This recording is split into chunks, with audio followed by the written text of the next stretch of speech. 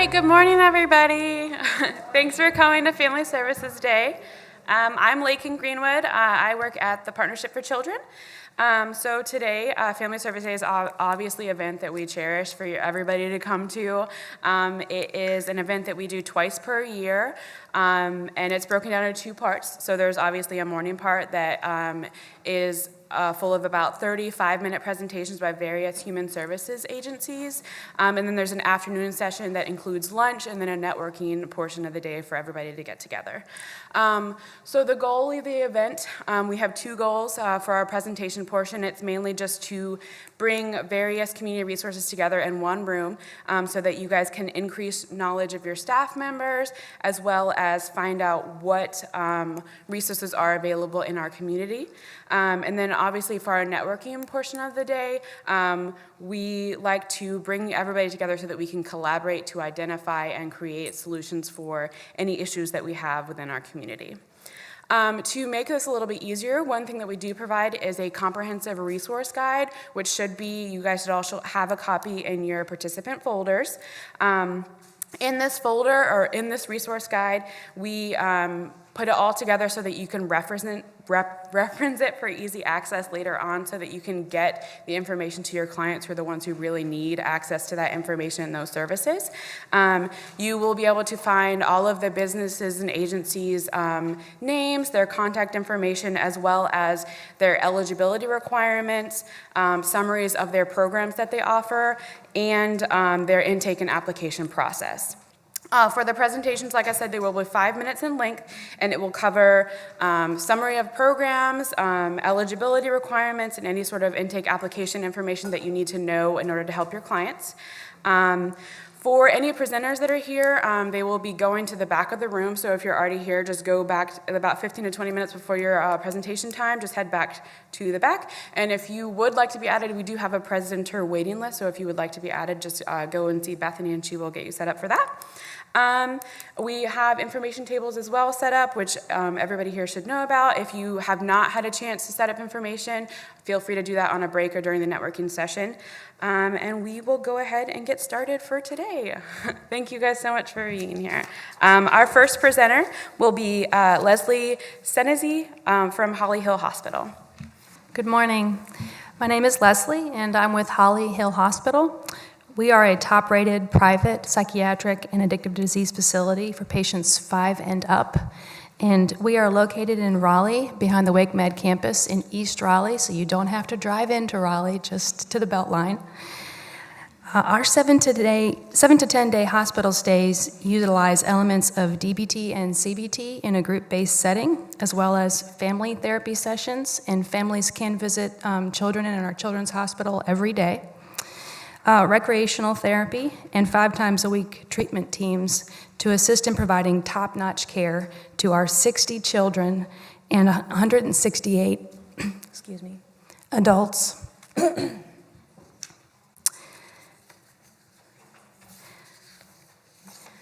My job is to make your life easier. You can call me with comments, questions, concerns, or complaints.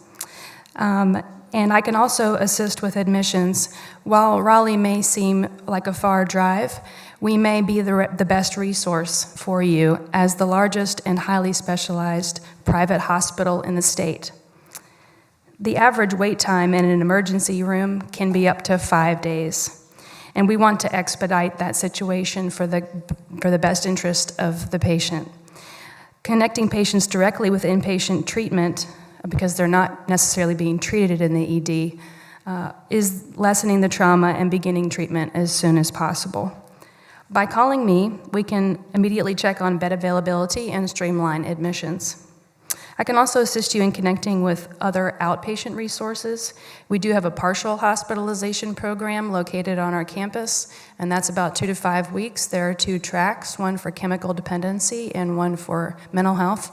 And so that is a wonderful step down for those who have been in inpatient care with us, but it's also a good resource for those who don't meet criteria to be in inpatient care, but need a highly structured week as they attend 5 days a week for a full day of programming. We also are building a new building. We're very excited that we're growing. It'll be located next to our current children's building, and there's a picture of it on my table over there if you're interested in looking at it.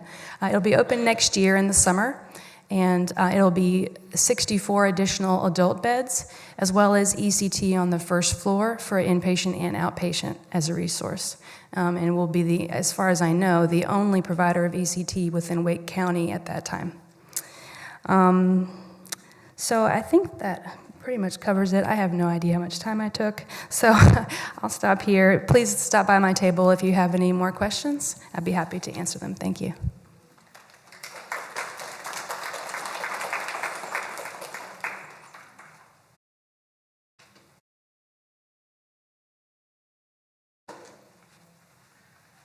Good morning. I'm not on your agenda. I just have taken up the extra minutes. My name's Stacy Kakache, and I work for the Early Intervention Program through the Naval Hospital at Camp Lejeune.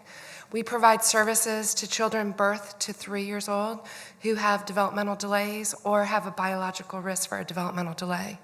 So, for example, a child might be born with Down syndrome. They're not going to have delays till later, but we know that they're at risk for delays later, so they automatically qualify for our services.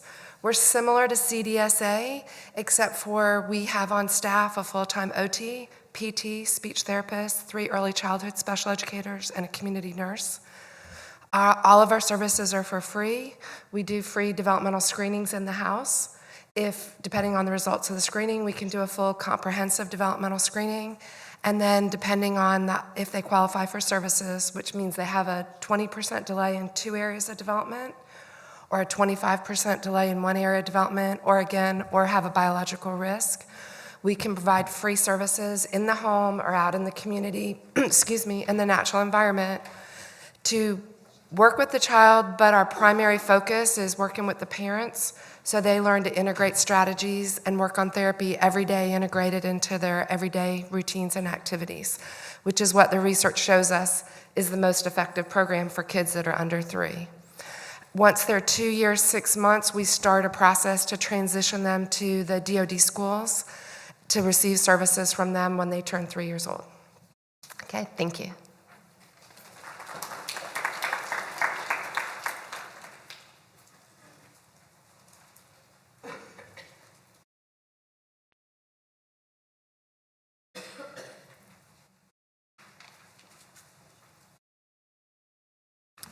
Good morning. My name is Tracy Hyde. I'm with Integrated Family Services. This is Mr. John Deans. He's also with our agency. We are a mental health agency that has been providing mental health services to Eastern North Carolina for about 13 years. We recently expanded into Onslow County about 1.5 years ago. Our agency currently offers in Onslow County outpatient therapy, medication management. We have crisis services, and then our foster care services. I am the supervisor with our crisis team here in Onslow County. So today we are here to highlight our mobile crisis services, and Mr. Deans will talk about our foster care services. Our mobile crisis team is a 24-hour, 7-day-a-week crisis response team. We provide face-to-face crisis response for anybody in a mental health, substance abuse, or developmental disability crisis. These crises can range from depression, anxiety, to suicidal thoughts, homicidal thoughts, psychosis, intoxication, needing detox, and those types of things. There's no barriers to our services, meaning that as long as the person is in that mental health, substance abuse, or developmental crisis, and they're within the counties that we serve, we can respond out. That's including that there's no cost for our service. We will ask for insurance information when we respond out. However, if they don't have insurance or the insurance does not cover our service, there's no barrier to treatment. In addition to our initial face-to-face response, we continue to monitor the individual for usually about 1 to 2 weeks, sometimes a little longer, sometimes a little less. It just depends on the situation. During this time, what we're doing is we're going to provide an additional face-to-face response to reassess the situation and make sure that they're safe. We're going to also continue to monitor their symptoms. We are going to collaborate and coordinate with other agencies that are involved with that individual by sending crisis plans and just coordinating with what's going on with the individual. And then we're going to also ensure that they get linked to the proper services. Once they are securely linked to those services, that's when we'll back out of the picture. We are not a long-term service. We have case management components, but we're not case managers. So we, like I said, we get in and get out, but we ensure that they're linked fully until we back out of the picture. And then, like I said, once they are fully linked, that's when we will transition and discharge once they've made it to that service that they need to be connected with. As far as accessing our mobile crisis services, it's a 1866 number. We have a table over here with all of our cards.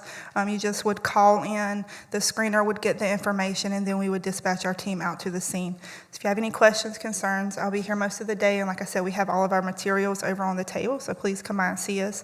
And Mr. Deans is going to talk a little bit about our foster care services. Good morning to everyone. In addition to the services that Tracy just talked to you about, we also offer 2 residential services, therapeutic foster care and intensive alternative family treatment. Those are services that allow the youth to stay in their community instead of being institutionalized.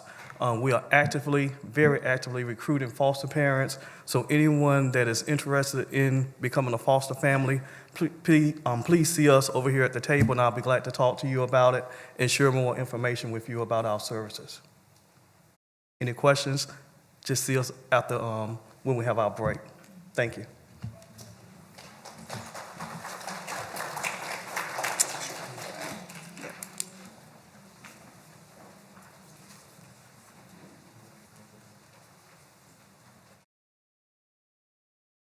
Good morning. My name is Paige Kuffel, and I'm with the Onslow Community Outreach Center. Excuse me, I've been losing my voice all week, so if I squeak in and out, I apologize. But our mission here at the Outreach Center is to inspire, empower, and change lives of the vulnerable population of Onslow County. We have 4 main focus areas, our first being hunger, health, homelessness, and helping children and families. So with our hunger component, we have a soup kitchen that operates every Monday through Friday from 11 a.m. to noon downtown at 600 Court Street. There's no qualification. You just walk in and get a hot meal. In addition to that, we have a food bank that operates the second Monday of every month at 11 a.m. at our future location, 1210 Hargett Street, which is available to residents of Onslow County, and it's just a box of food to ideally get our clients throughout the month. We also have 2 mobile soup kitchen routes that go out throughout the week. We have a Richlands route and a Hubert route, and that is just delivering basically our soup kitchen meals to those who don't have access to transportation. Our second component is health. We have a free clinic located at 200 Doctors Drive, Suite M, right across from Onslow Memorial Hospital, where we provide basic primary care to those who are either uninsured or severely underinsured. Our goal there is to keep people out of the emergency room for acute illnesses. Additionally, we just opened a dental clinic. In order to qualify for our dental clinic, you do have to be a patient of our regular clinic, but all of our phone numbers are listed there in your pamphlet, and if your clients have questions, you just send them to our regular clinic first. In addition to the hunger and the health, we also have a homelessness component. We have a evening shelter that operates 7 days a week from 5 p.m. to 7 a.m. We currently can house about 26 residents. We have 13 male dorms and 13 female dorms, along with 2 family rooms. Unfortunately, those are full very often, so we're just a first come, first serve. We can't hold beds for people unless they're referred in by the hospital or perhaps DSS. However, once a client secures a bed, it is their bed for the next 1 to 3 months, just depending on how well they respond with our program. And while they are in our shelter, we help them. We usually pair them with a social work intern who helps them to come up with a self-sufficiency plan in which they work on finding jobs and employment and housing. If they don't have access to medical care, we refer them to our clinic. They are provided 3 meals a day, showers, laundry, haircuts, you name it. And our last component is helping children and families, which I hope many of you are familiar with our Christmas Cheer program that operates from October through December. It's about a 2-month application process where families can come in and apply for assistance throughout the holidays. Those cases then get put up for sponsorship in the newspaper where people in the community can actually adopt a family and sponsor their Christmas. We also, in addition to providing toys and bicycles, we make sure that the families have food throughout the holidays. And in order to apply for that, they need their Social Security card for themselves and their children, proof of residency in Onslow County, and just proof that they have custody of their children, essentially, but usually the security cards do that. So that's all I have for you today. I don't have a table today, but my number is in your pamphlet, so if you have any questions at all, please don't hesitate to call and ask. Thank you.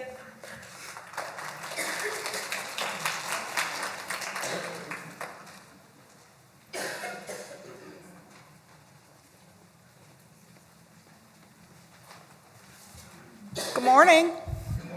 My name is Robin Seitz. I'm with the Onslow County Health Department, and most people are familiar with the health department and some of the things that we do. We do have programs at the health department for all income levels and all ages. Many of our services are provided for free, and we do operate on a sliding scale, so we can give the most help to the people who need the most help. We do file insurance. We're in network with many providers, and if there is a cost associated, we can file your insurance. If you don't have insurance, you'll be charged on a sliding fee scale.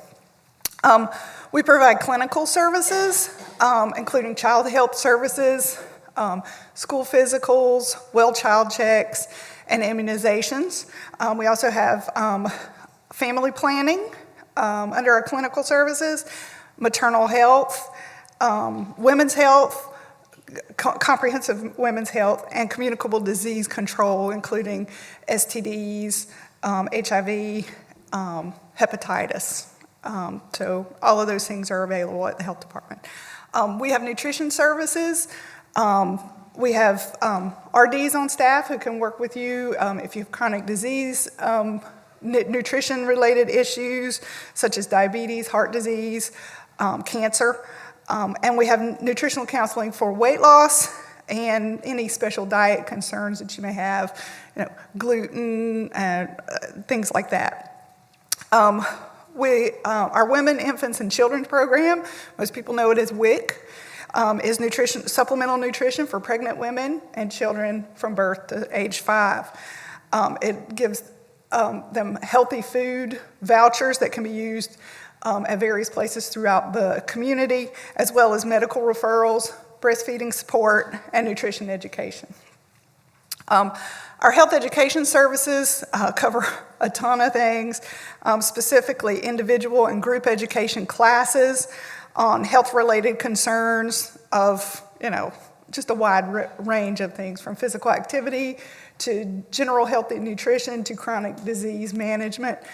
We do have a diabetes self-management program that is, it's wonderful. If you are newly diagnosed with diabetes, we can have you come in and do that class. If you are pre-diabetic or you're at risk for diabetes, we have a diabetes prevention program that meets for a year. I mean, it's a really comprehensive program. It's a lifestyle change program. So those are just a couple of the programs we have under our educational services. We also do outreach and education in the community through health fairs, family events and things like that. We also have care management services for the Care Coordination for Children program, which is CC4C. You may have heard of CC4C. That's for children birth to age 5. And it's information on medical care, child development, parenting, and community referrals for individuals who do qualify for that program. We also have a pregnancy care management program, and it's called OCBM. And it's for pregnant women who are Medicaid eligible with identified risk factors. And we have some information on our table about those eligibility requirements. We also, separate from the health department, but part of us, is environmental health services. And environmental health services is probably the public health service that touches most people in this community. They are the food, lodging, and institutional facility inspection program. They go into the restaurants, they go into the hotels, they go into the tattoo parlors and public pools and all of those things and do inspections and give grades for those kind of things. They also permit new restaurants and approve plans for new restaurants. Also on-site water protection, permits for new septic systems, permits for new drinking well installations, operation and maintenance inspections for those systems as well. If you have any questions, I will be here most of the day. I have a table over on the side. If you would come over, anything that you're interested in, come over and talk to me. Thank you.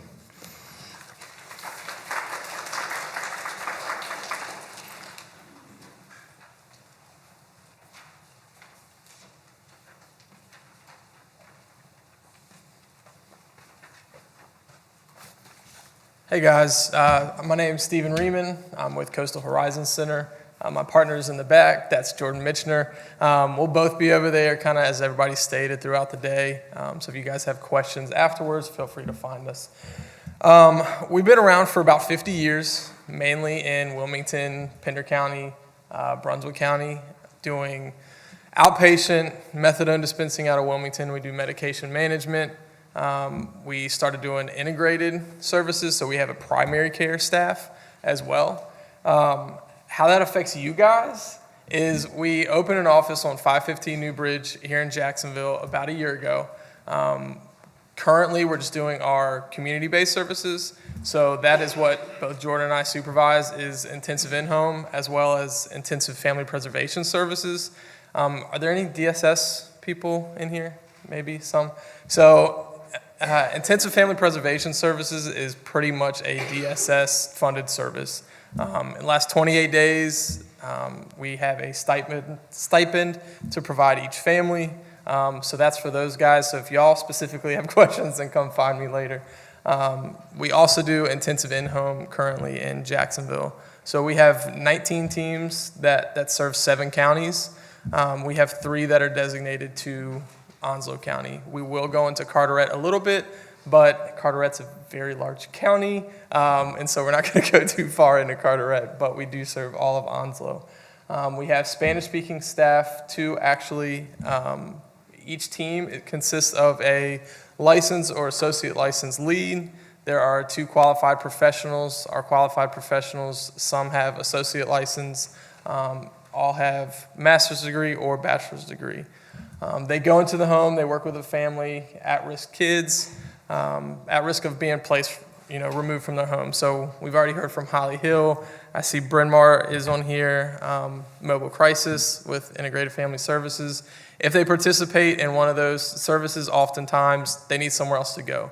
Outpatient does not typically, they're not able to, hold onto to those clients and address the needs that they have. So intensive in-home is a good service as a step down from the hospital, or if they're kind of getting frequent calls for mobile crisis for them to come, or if outpatient just isn't working. So the barrier to that service is the fact that only Medicaid or Health Choice will pay for that service. We accept Trillium as well as East Point Medicaid. It's under the age of 21, so your identified client is a child, typically school age. We do telemedicine out of our Jacksonville office as well. So some people do not really like telemedicine. That's where the doctor's going to be on the computer. I like to let families as well as providers know that up front. You're not going to see a doctor face-to-face.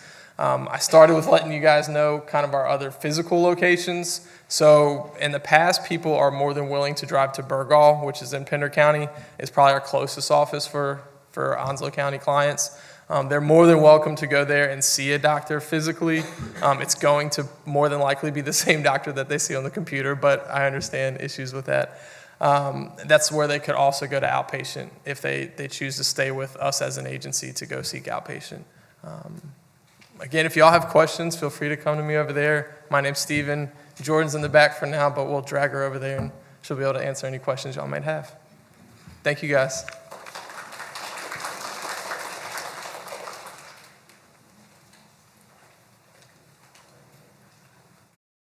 Good morning.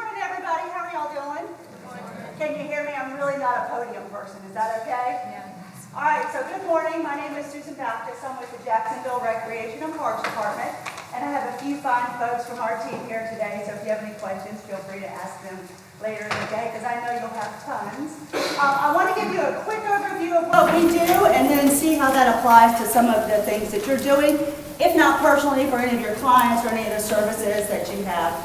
So we're Recreation and Parks. So just going to give you a little bit of a few exercises. Pop quiz. How many of you have played in an organized sport? Maybe it was baseball, volleyball, soccer, any of those things. How many of you have played organized sport? Okay, good show of hands. How many of you have done a day camp or signed a child up for a day camp or an after-school program? All right, I like it. All right, we'll make this an easy one. How many of you have been to a park or walked on a trail? Now I should see everybody's hands up on that. Come on. All right, so those are just a few of the things that we do. We have 4 divisions in our area plus the parks.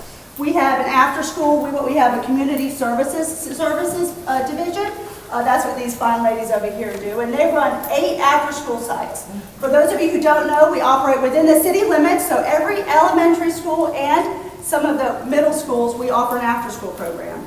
So our point in doing that is we want to offer safe and fun environments for all of our kids in the after school program. We don't want any child to go home and play video games. We don't want any child to go home not productive and not do their homework and not have fun socializing and having fun with other kids and going home at the end of the day a better child for it. So we have 8 after school programs. We also offer a huge range of summer programs. So again, the same thing, we don't want kids, while we want them to play in nature and we want everybody to have that summer experience, we also want them to be safe. We want them to have a good time with it. So we can facilitate that. So we have hundreds of kids in our summer day camp program.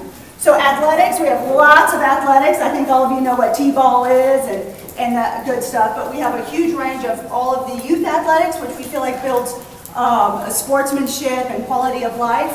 Adult athletics, we have a senior center, which we have everything for your older adults, and that actually starts at age 50, so some of us are approaching that age, but lots of fitness classes. We want socialization for those folks. We want lots of things that they're able to do and be productive and not lonely at home. And then we go to our special events. We have a special event coming up in December, Winterfest. Hopefully all of you can come out. Those are things for the community. We want to foster a community environment, foster community events.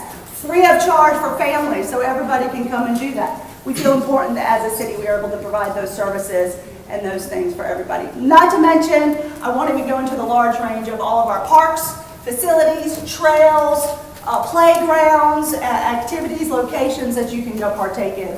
Enjoy a quiet time. It's a stress reliever. It's good for you to walk. It's good for you to sit. It's good for you to enjoy the environment.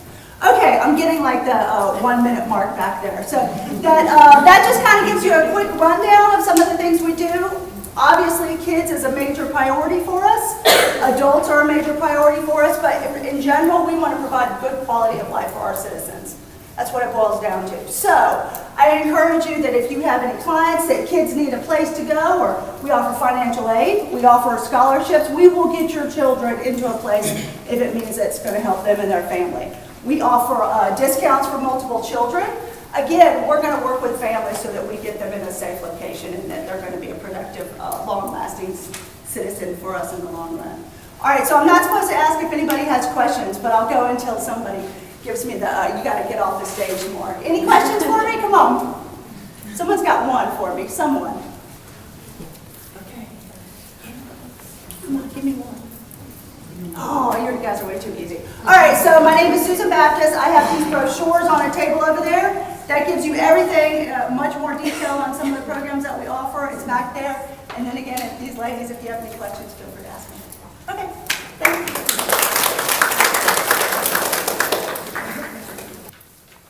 You know what, everyone? I'd like to give Susan another round of applause. Let's go. You know what? Because I am confident. I represent Onslow Pregnancy Resource Center, and I am confident that the women and ladies and men that come to Onslow Pregnancy Resource Center, that if they understood and knew that Susan was out there and she had the free resources that we would like to offer at Onslow Pregnancy Resource Center was out there for those men and women that they would offer, and they knew that they were out there. They would go to Onslow they would come and we would go ahead and we would refer those men and women to Onslow Pregnancy Resource Center. We would refer them to Susan, and they would be better off, and they would go there and they would utilize Susan as one of those free resources. They really would. They would go there and they would utilize those free resources that they have out there at the free parks and recreations that they offer. What we offer also is free resources to those unplanned pregnancies, that those men and women that come there. They come there in those critical crossroads. They come there, they come to Onslow Pregnancy Resource Center. They're in a crossroads. They have unplanned pregnancies. They have situations that they don't understand. They come to Onslow Pregnancy Resource Center. They are in situations that are unplanned. They come to Onslow Pregnancy Resource Center in situations that they need help with. They come to Onslow Pregnancy Resource Center and they need someone to talk to. They come there, they talk to Mrs. Kathy Legacy. Mrs. Kathy Legacy is one of the volunteers, one of many volunteers that we have there at Onslow Pregnancy Resource Center. We have about 20 volunteers that we go, that we are able to run Onslow Pregnancy Resource Center with. They're facing challenges. They're facing things that we have life-affirming alternatives that we want to offer them. We want to offer them alternatives to abortion, ladies and gentlemen. That's what we want to offer them. We want to help them with things that they don't know what to do. We want to help them. We want to sit down and talk with them. We don't want to make the decision for them.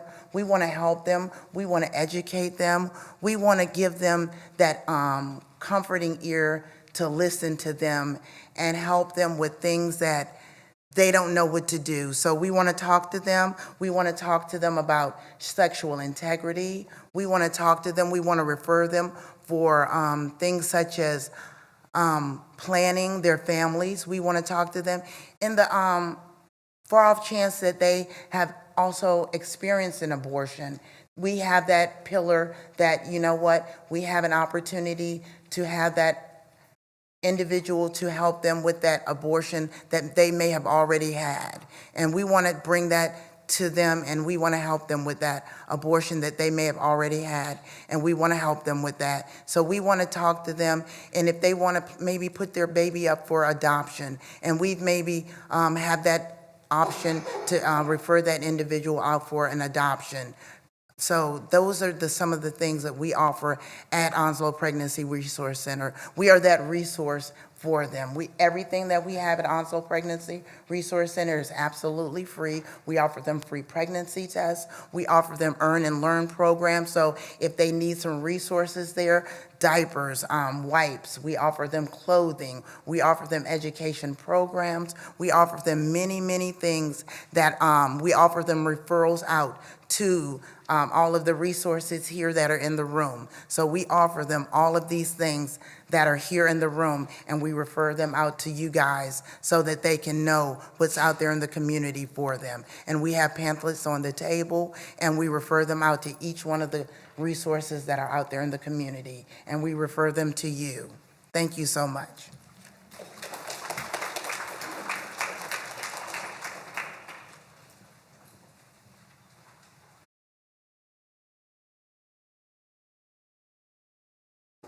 Hello, good morning. My name is Stephanie Learn. I am from the Basic Skills Department at Coastal Carolina Community College. I am the director there.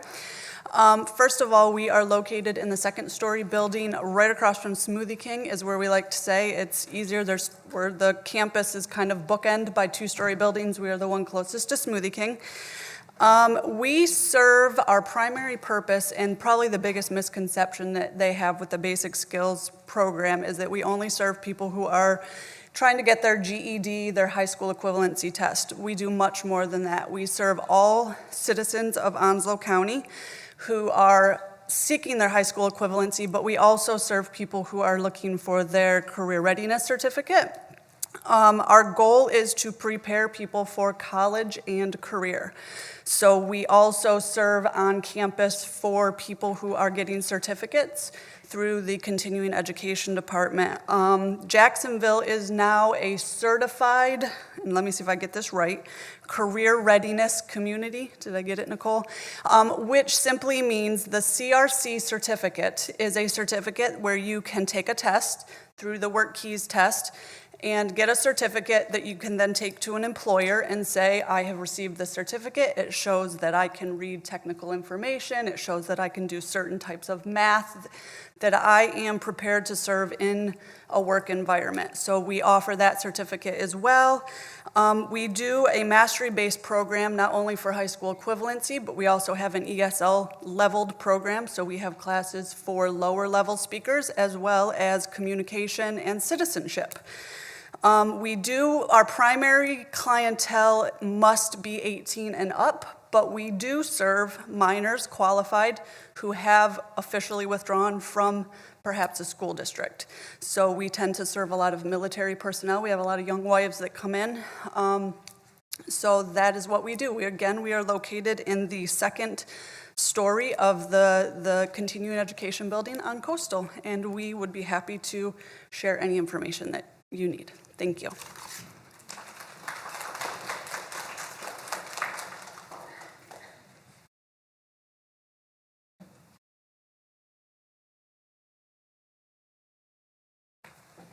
Good morning. My name is Nicole Hall, and my title is Workforce Innovation and Opportunity at Career Advisor. I also work with at Coastal Carolina Community College, and I work very closely with Stephanie. I work within the Human Services Department, and the Human Services Department is very much centered around employment. We're looking to help people be able to get back and get employed, to help them get the training that they need, to help to get them off the public services, to help them be able to make enough money to support their families. We have some reimbursement scholarships that will help with continuing education classes. So the students that want to take the CNA, EMT, pharmacy tech, phlebotomy, and that is not an all-inclusive list, it's just a partial, a lot of our popular ones, can come and, they pay for it out of pocket so they know they have a spot in the class, but they are able to then save their receipts and bring them back to us and apply for scholarships to be reimbursed. We have a $250 scholarship and a $750 scholarship. When you look at our catalogs, the CNA program says it's $180 plus a $17 insurance and malpractice fee. However, that is not an all-encompassing fee. There are uniforms, there's books, there's a state board exam, there's immunization and background checker. That CNA class will cost an individual about $654 by the time it's all said and done. So we try to offer those opportunities for people to be able to offset the cost. We have a scholarship called the Lindley Scholarship that is available to anybody with a military ID. Could be an active duty member, could be anybody with a DD-214, spouse, dependent, anybody with a kind of a military affiliation to help take facility maintenance courses, plumbing, masonry, welding, a lot of the hands-on type occupations. Our biggest program is called our WIOA program. We have 3 different portions in the WIOA program: the Adult Dislocated Worker and Youth Program. I am the caseworker for the youth program. The WIOA program offers an opportunity as a case management program through a federally funded employment program that allows us to pay for all required costs or programs. So that $653 cost that I told you for the CNA program, the WIOA can cover all of those costs associated with it. So with the 3 programs that I said, the adult, dislocated, and youth, the adult dislocated worker are only for students who are 18 and older. The youth program will help students who are from the ages of 18 to 24. I'm going to highlight a couple of opportunities for the youth program that the adult and dislocated worker program won't cover. Like I said, the adult and dislocated worker programs are going to cover those costs associated with that training. They're going to look for the occupational education training. So the 4 things that we do not cover on Coastal Carolina community campuses within WIOA: massage therapy, cosmetology, transfer of arts, and transfer of science. transfer programs to transfer to a four-year university. We absolutely encourage people to get a four-year degree. However, we're looking for people to get back into the workforce. So we will help support those two-year degrees to help them be able to not encompass a lot of the student loans. And it doesn't matter if they're getting Pell Grant or not. That is not a factor. We help people all the time that have GI Bill, that they have Pell Grant, all of those things. So we encourage people to apply for them. With the youth program, there are a couple of additional opportunities for those students who are ages 16 to 24. I can help them pay for those high school equivalencies. Stephanie and I work very closely together to be able to help the students that are there to be able to not have to incur the cost for those high school equivalencies. We help them get those career readiness certificates. I tell people on a regular basis, a resume will tell an employer what you have done. For a lot of those younger people and the people who have been underemployed their whole life, they have sporadic employment. They have it's limited. It's broken. We're not. So their resume doesn't always show what their abilities are. That career readiness certificate will help show a person, an employer, what that person is able to do. It's kind of their trainability factor. With the youth program, I can help them to be able to pay for that high school equivalency. I can help them to be able to plan for the ability to take those occupational education classes. So it's not a one or another for the youth program. We kind of follow them until they are reaching that employment status. At the very beginning, we set up a program called an individual employment plan. So then I tell the person, this is so you and I both know where you are now to where you're going to be when you're employed. They meet with me on a regular basis. We look at attendance. We look at grades. We look at, hey, why are you missing appointments with me? Why aren't you going to class? Why'd you miss 4 days in a row? We don't do that. So when I tell people, I'm going to put as much into your education as you're going to put into it. So there's a lot of opportunities within WIOA. We offer an on-the-job training aspect for people who are sometimes more interested in getting right into the workforce and taking those occupational classes. We see it a lot with people who want to work with their hands, with cars, with construction, things like that. We can find employers and offer a reimbursement process for the employer to help train those people since they don't have the occupational education training and certificates going into the programs. I give you guys a whole lot of information. I have cards and things with the Coastal Carolina Community College table. I work part-time on the campus of Coastal Carolina Community College and part-time at the NC Works Career Center, Onslow County, which is in the right there. They're across the street from each other. One's behind Hooters and one's on the Coastal Carolina Community College campus in the CE building. So I encourage you, if you have any questions, please come. I can give you my card. I have pamphlets that give a little bit about the eligibility for all of the programs, who might, be able to qualify for the program. If you guys have any questions, please come see me. I'll be here until this afternoon. Okay. Thank you.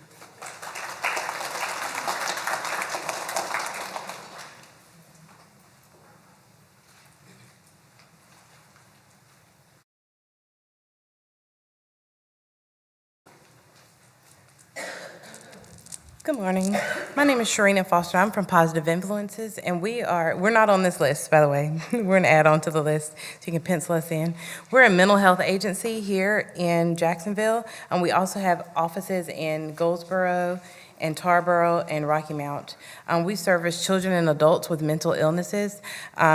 We are somewhat, there's some other people that I see here that have presented that we provide the same service. We go into the schools, and we work closely with Department of Juvenile Justice, as well as the school system, and helping kids learn how to manage their behaviors in all settings. Right now, we're providing intensive in-home as well as outpatient therapy to the children that we serve here in Jacksonville. In some of our other offices, we're also providing day treatment. Our outpatient therapy is for adults as well. We have some items over there on the table, and right now we're taking referrals. We just recently branched into the Jacksonville area, so we're trying to build a little more, so get our name out there. So if you have any questions, just come and see me. I won't talk long. My name is Elizabeth Kampa. I am from Pride in North Carolina. I am the regional director for our Jacksonville location. Pride in North Carolina has been around for about 28 years throughout the eastern part of North Carolina.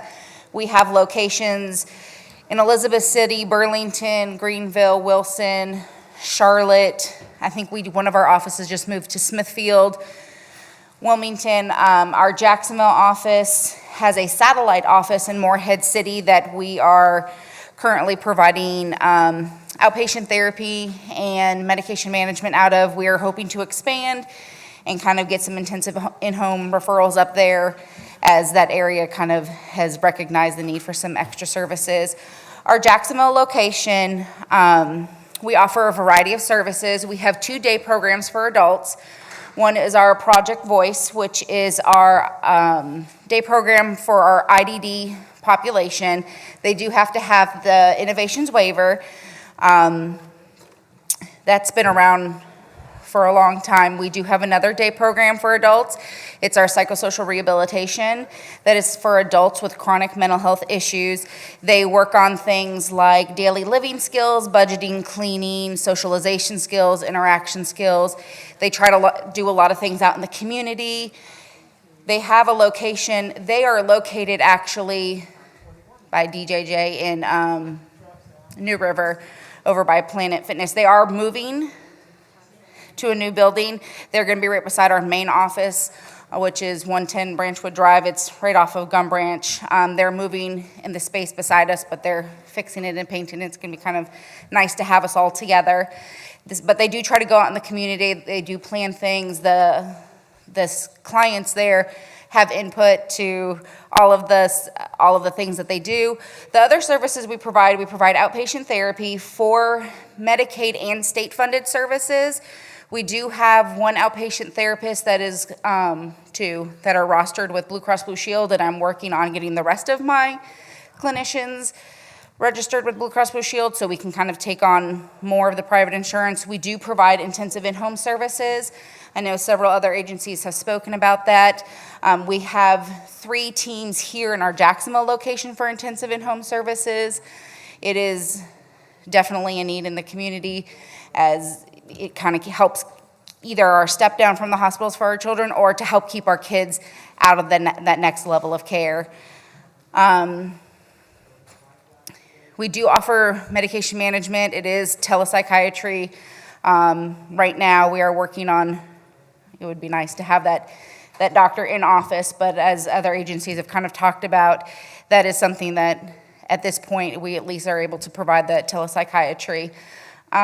We're always looking to kind of expand our services and trying to push into different areas. I'm trying to think if I forgot about anything. That's pretty much Pride in North Carolina in a nutshell. We do have a table over there if you have any questions. My business card is over there. Our pamphlets over there. We have lots of little goodies. A lot of people came in and swooped up them bags. But if you have any questions, just let me know. Thank you.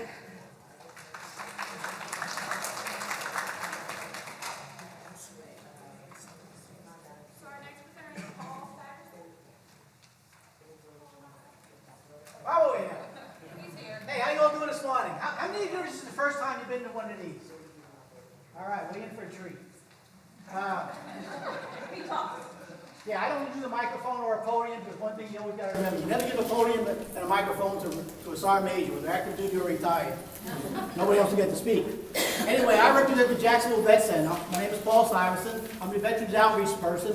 This is Miss Christina Stakely. Christina is our licensed marriage and family counselor, as well as an MST counselor, military sexual trauma counselor. And what we do at the Vet Center, we do counseling. We are part of the Department of Veterans Affairs healthcare system.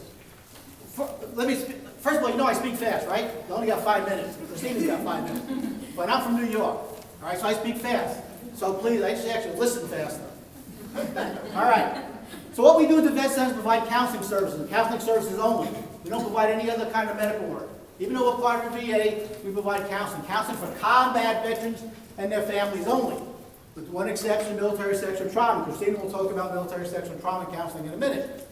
So, recently the VA has also expanded the benefits to anyone who's involved in trauma or worked at a trauma center, such as Graves registration or Dover or anything like that. So we can see those people also. So, the advantages of using the Vet Center over the other parts of the VA for counseling is, one, the availability. It does not take 2 to 4 months to get in for counseling. We normally get clients in within a week or 2, maybe 3 weeks at the most. And your follow-on appointments are going to be whenever they want to come. Some clients start off once a week to start and then move out to once a month, whatever it might be. The clinics have a waiting list of 2 to 4 months to get in. We don't have that problem. The other thing with our counseling is it's strictly confidential. Even though we are part of the VA has no access to our records. The only people who have access to our records is the vet center. So if the veteran wants a copy of his counseling records or her counseling records, they must come to the vet center, sign a release form, and then we will provide them with a hard copy. That's the only way a record leaves the vet center. That comes in, that's very important when veterans are trying to either file for benefits or increase their benefits. So, I got you. The other advantages, we don't work non-traditional hours. We can actually, if a veteran can't be seen into the evening or on a Saturday, we can get them in the evening or on a Saturday. We also can see active duty. As of October 2013, Congress opened up vet centers to active duty. We can also see a veteran with any type of discharge.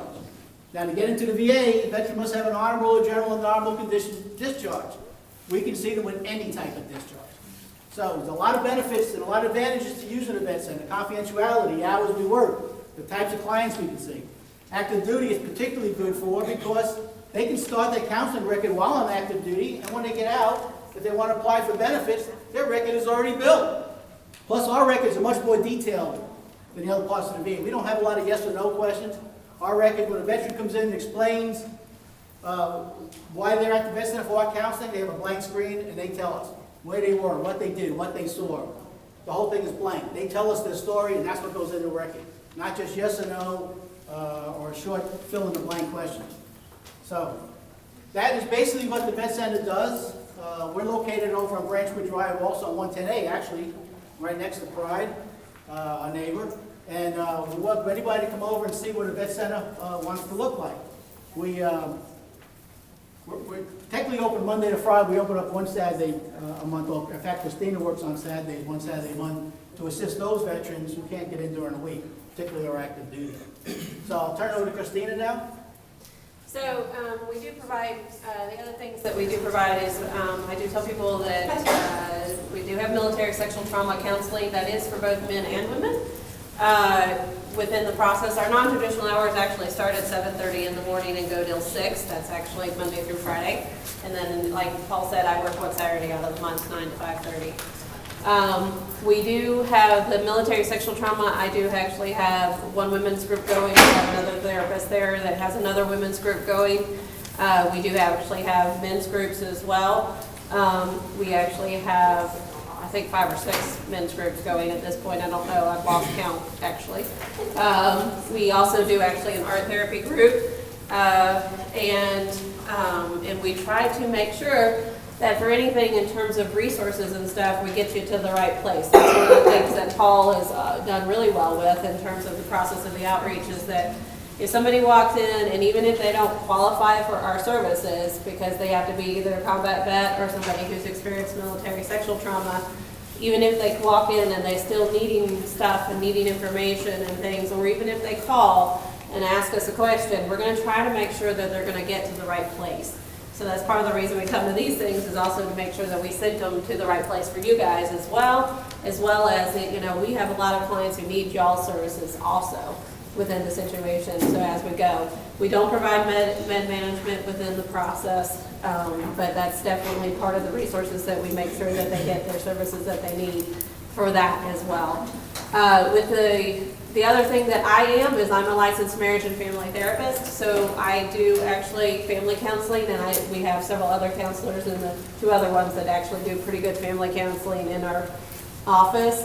And the family counseling, the veteran has to come in and be seen, or the active duty service member has to come in and be seen on a regular basis, and what it means is a regular contact. We've got to have regular contact with the active duty service member or veteran for the family to get family counseling. However, we can see the family if we have regular contact with the veteran or the active duty service member.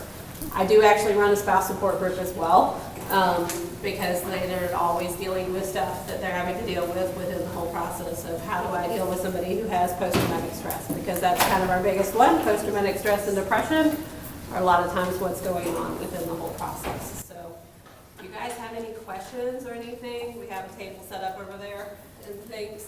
Welcome to come ask.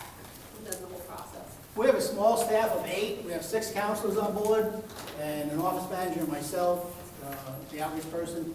A lot of people ask me if I'm a counselor. Well, after 30 years in the Marine Corps, the VA does not like my kind of counseling. So, again, it's all about veterans serving veterans. Our services are entirely free.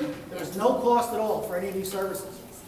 So, again, if you know a vet, one thing I always like to tell people about Eastern North Carolina, if you live here, you either are a veteran, related to a veteran, or know a veteran, right? Yeah. And the reason you do what you do is because you have a passion for what you do, right?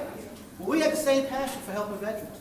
80% of the people that work in vet centers are veterans themselves. 65% of those are combat veterans. That's what makes us unique from the other parts of the VA. That's what makes us why our services are so great and why we actually accomplish what we need to do. So again, if there's any questions, we have a table set up in the back. Please come by.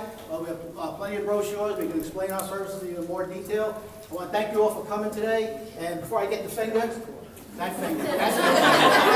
Get your mind straight now. That's it. All right? We're gonna come and see us later on during the break. Thank you very much.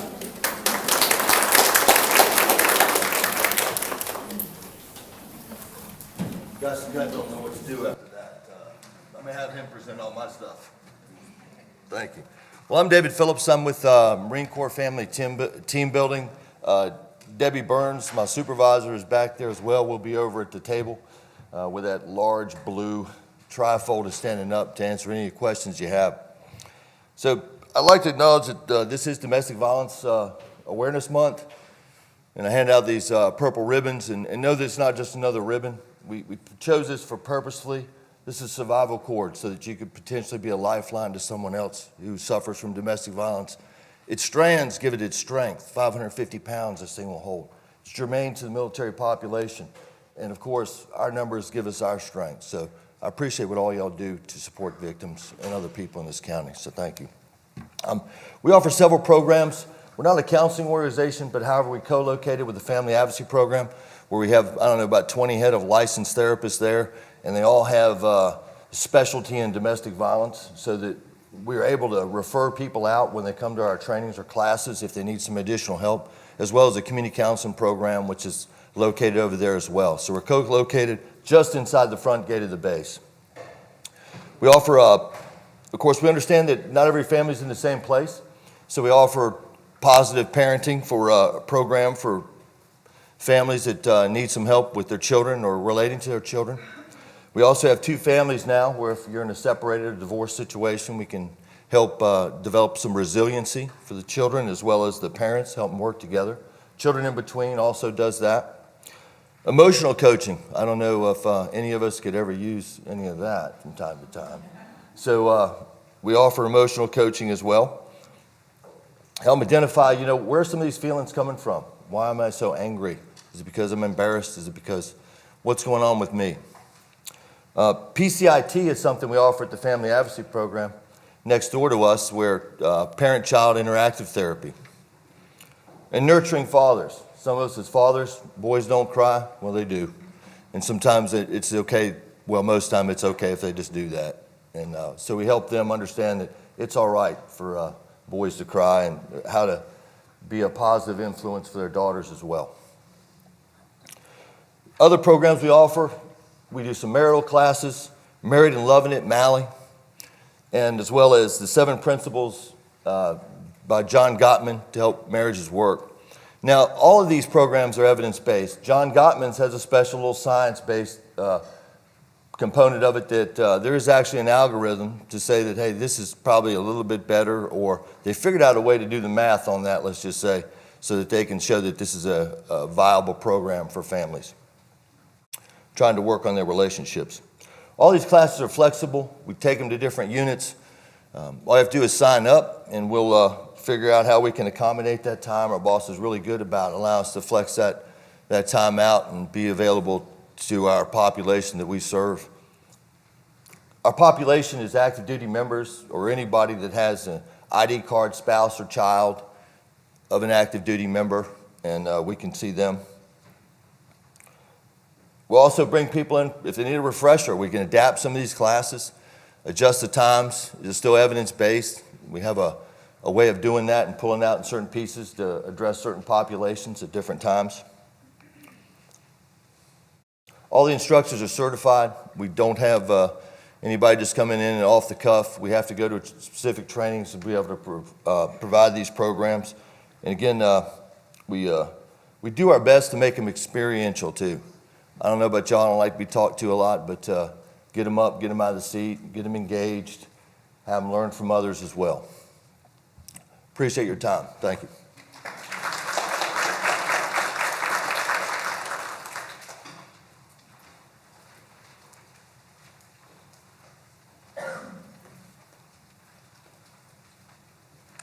Hello, my name's Mallory Saltcedar. I'm with CG Counseling and Consulting, and we are a mental health therapy office, veteran-owned. We are located in downtown Jacksonville, and we have 5 therapists and 1 intern currently. We see clients with a range of issues, and all of our therapists are able to see all these different types of clients, ranging from issues with anxiety, depression, PTSD, family stress, couples counseling, childhood trauma, suicidal thoughts, and as you all know, many other problems in this area. And we do therapy for individuals, children as young as 4 years old. We do couples and families, and from time to time we do different types of groups. In the past we've done social skills groups and women's groups. We do have therapists that are specialized in different areas, different types of therapy. If you guys want to know more about that, I have folders with some information on some of our therapists that are full-time. We have a few therapists that are trained in cognitive processing therapy and trauma-focused cognitive behavioral therapy, which is trauma-focused therapy for adults 18 and up and children 3 years to 17 years old. We take most commercial insurances, including TRICARE, Blue Cross Blue Shield, Aetna, Military OneSource, and Employee Assistance Program, and a few others. We do not take, however, Medicaid and Medicare. We have self-pay options. We've had some clients come in that do have Medicare or Medicaid and still want our services. We have self-pay options. It's a sliding scale fee. And a great thing about our office is our hours are 8 a.m. to 8 p.m., Monday through Thursday, Friday mornings, and on Saturdays, 8 a.m. to 3 p.m. So we're able to see a lot of families and children after the parents can get off work and everybody can come in at the same time. And we also do not prescribe medication at our office, but if that service is needed, we can refer out for that. And if you have any more questions, I'm over there at our table and you can ask me anything you like, okay? Thank you.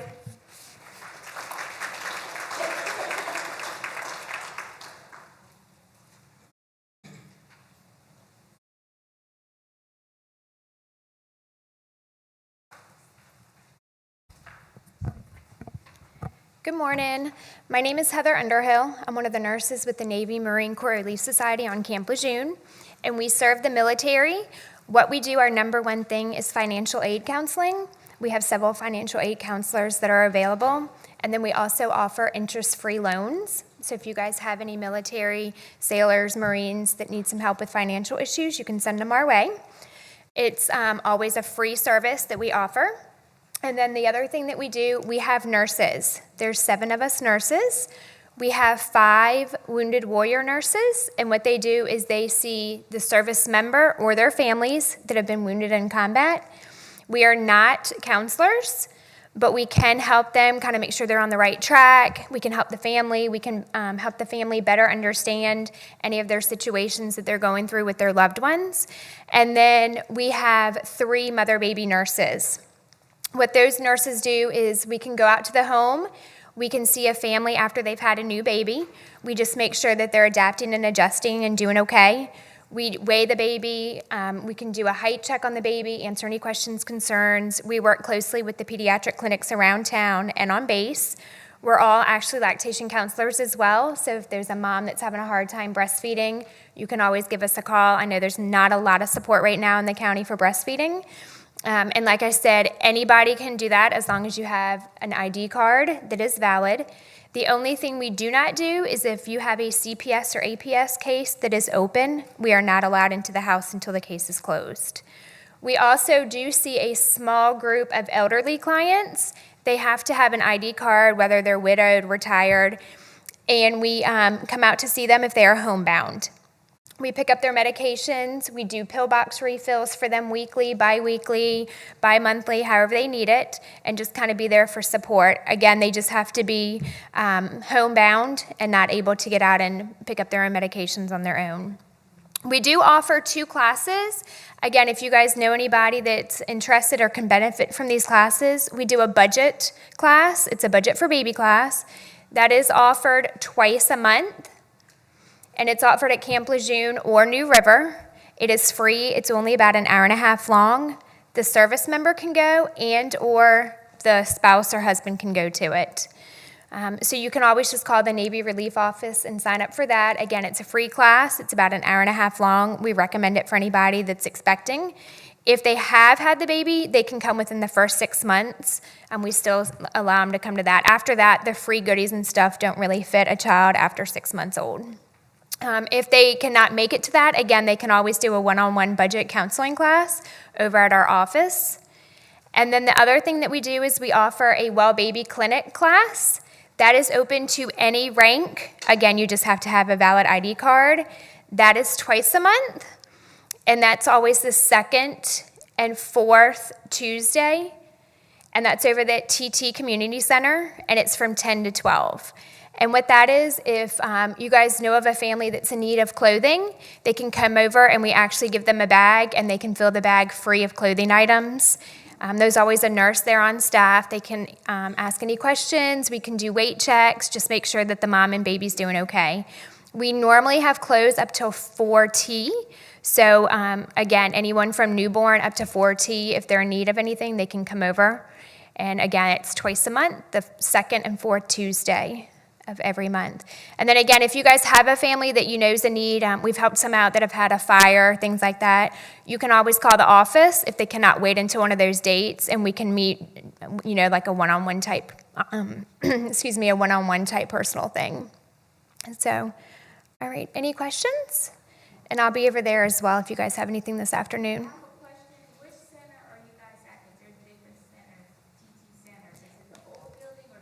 It's the TT Community Center, the old one, right across from the pizza place and WIC, the gym, the pool. Yes. Yep, thank you. What time is that event on the 2nd and 4th Tuesdays at the community center? What time is it? It's from 10 to 12, and you do have to have your ID card with you. And then we just ask to bring your child. If you are the active duty mom, you do not have to have your child if you're just coming during your lunch break. And if you're pregnant, you can come as well. So, all right, anything else? All right, thank you.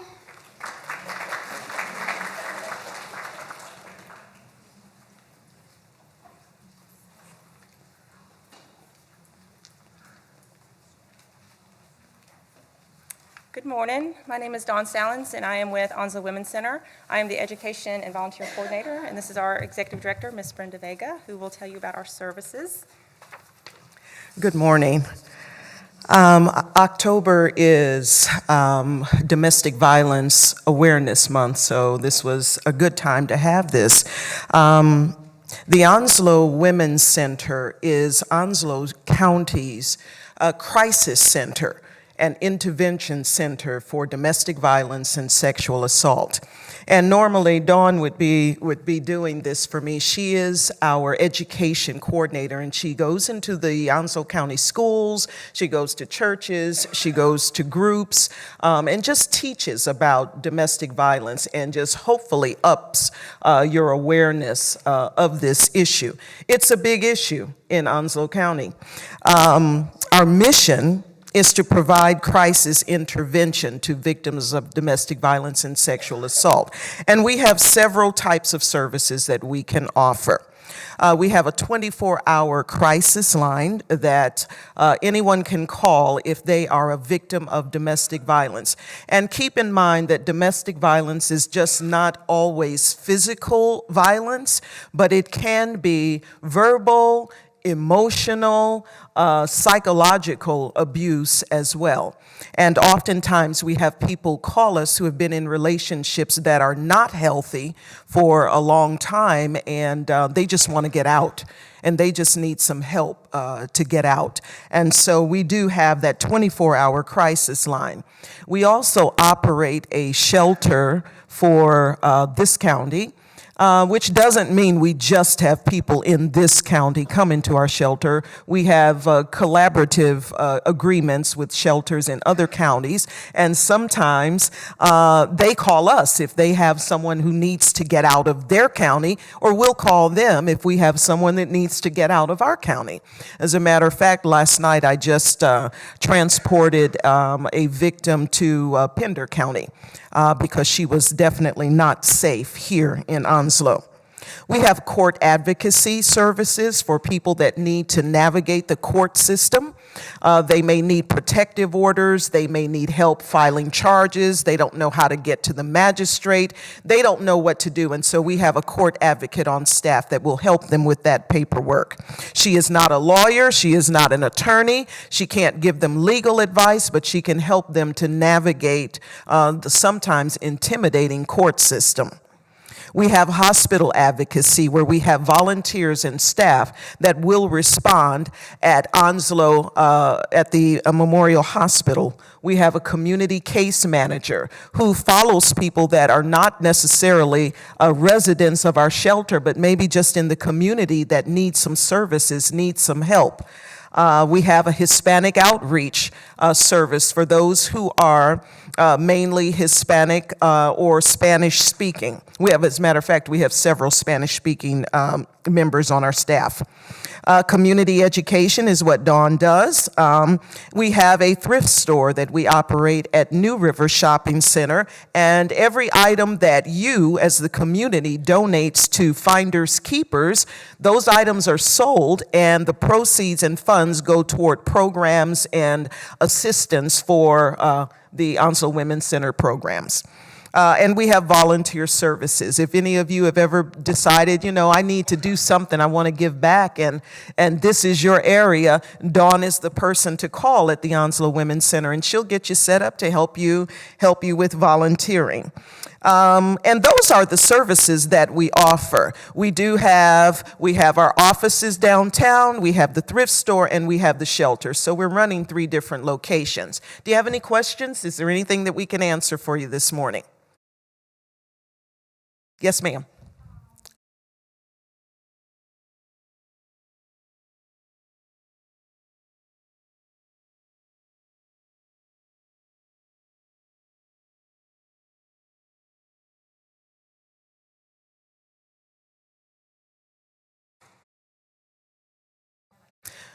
Well, we try to keep the shelter location very confidential, and it's just for the safety of the residents and the staff that are there. So we don't normally do, field trips per se there.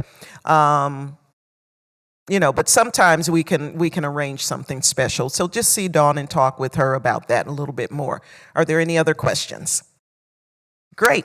Thank you so much. We're passionate about helping women and their children and men to escape domestic violence. Thank you.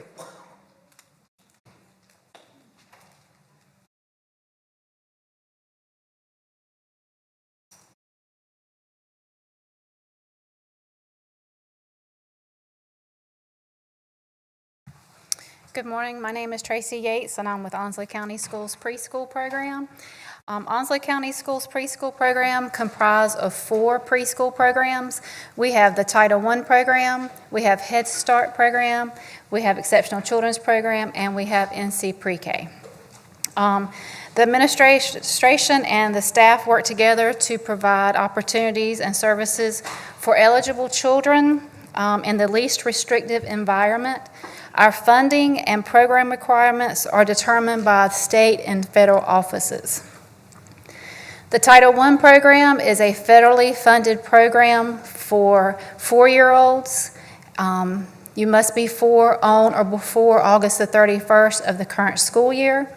Each of these children are provided with an assessment to see where they are educationally, and that is the tool that we use to deem children eligible for our Title I program. We also have the Head Start program, which is a federally funded program for educational, health, and social program designed to work with families with economically disadvantaged. We serve 3 and 4-year-old children in the Head Start program. You must be 3 or 4 on or before August the 31st of the current school year. We currently have 6 preschool sites in Onslow County. I think the flyers on the table say 7. That is a misprint, but we have 6 preschool sites in the Onslow County school system. Our Exceptional Children program serves children who have delays that affect their education. These delays are determined through traditional evaluations and through play-based assessments. If children are found eligible, the program serves children in a variety of settings throughout the county. We also, the NC Pre-K is a state-funded program. It's a community-based pre-kindergarten program administered by the Onslow County Partnership for Children. It is designed to provide services for 4-year-olds. You must, again, be 4 on or before August the 31st of the current school year. In collaboration with the Onslow County Partnership for Children, Onslow County Schools, we dual enroll preschool students with the NC Pre-K funds to enhance services for children and families in Onslow County. We take applications Monday through Thursday from 9 a.m. to 3 p.m. at Thompson Early Childhood Center at 440 College Street. And we're also listed on the Onslow County Schools website under preschool. There it will list the information that is needed for preschool applications, such as your birth certificate, shot record, proof of residency. We only accept water bill and light bills. And also we take 12 months of household income to deem eligibility for our programs. Any questions? Yes, ma'am. Ma'am? Are you usually maximizing the number of kids that are in the program? Yeah, our programs are, they are not contracts, but we have a certain number that we serve throughout the county, and we do maximize those numbers within the county. We serve over 500 children. Any other questions? All right, thank you.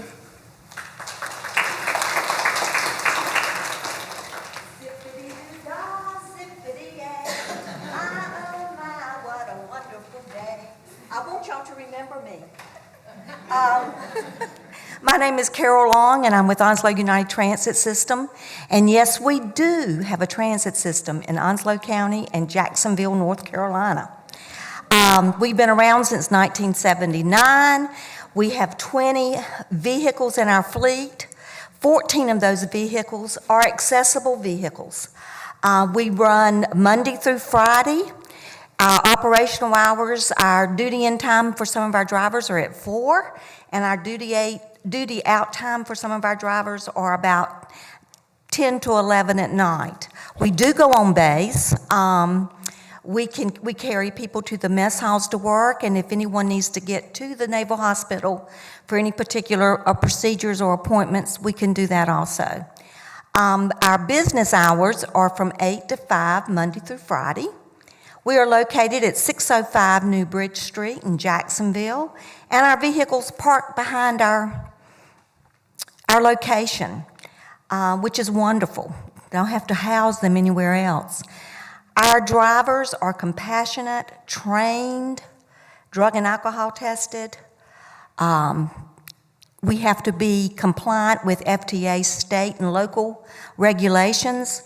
We do FTA audits, or we have FTA audits, a safety-sensitive plan that we have to monitor every year. We are a nonprofit, but that's okay. We do everything that we can do. We're sustainable. If anyone is interested in transit services for Jacksonville or Onslow County, you can call 346-2998, or if you see the city buses, it says 938 Ride. Whichever number you decide you want to call, you're going to get the same people. Because we are the one call center for Jacksonville and Onslow County, so we can help you with all of your transit needs. That is a partnership that we have with the city of Jacksonville to make everything seamless for you in the information that you need. During the hours of 2 p.m. and 4 p.m. or to 5 p.m., we try to take pre-applications. Most of our programs are criteria-driven, so we have to make sure where you fit with our funding sources, or if it's just general public transportation. If you could call there between 2 and 4, Monday through Friday, the girls up front are great. They'll take all the information that they need to take for us to make sure that we provide the adequate transit that you need, and also your mobility situations. Children do ride, but you have to provide your own car seat. It needs to be age appropriate. We do not do that anymore. Let me think. I know that a lot of people could have some questions about this on one-on-one. They only give me 5 minutes, but you know, if you've worked in somewhere for any length of time and you've got the passion for it, you can just talk forever on that. So, but I do want you to remember zippity-doo-dah. That's what we start our meetings with when we have our quarterly safety meetings, because we want everyone to be happy and we want to put on a fresh face. So if anybody wants to know anything about transit, we do presentations, and just call 346-2998 or 938 Ride. I have some brochures over there that have Need a Ride cards that you can give out to your clients or even for you. I have a few Spanish brochures that you can pick up, and also English brochures. Thank you.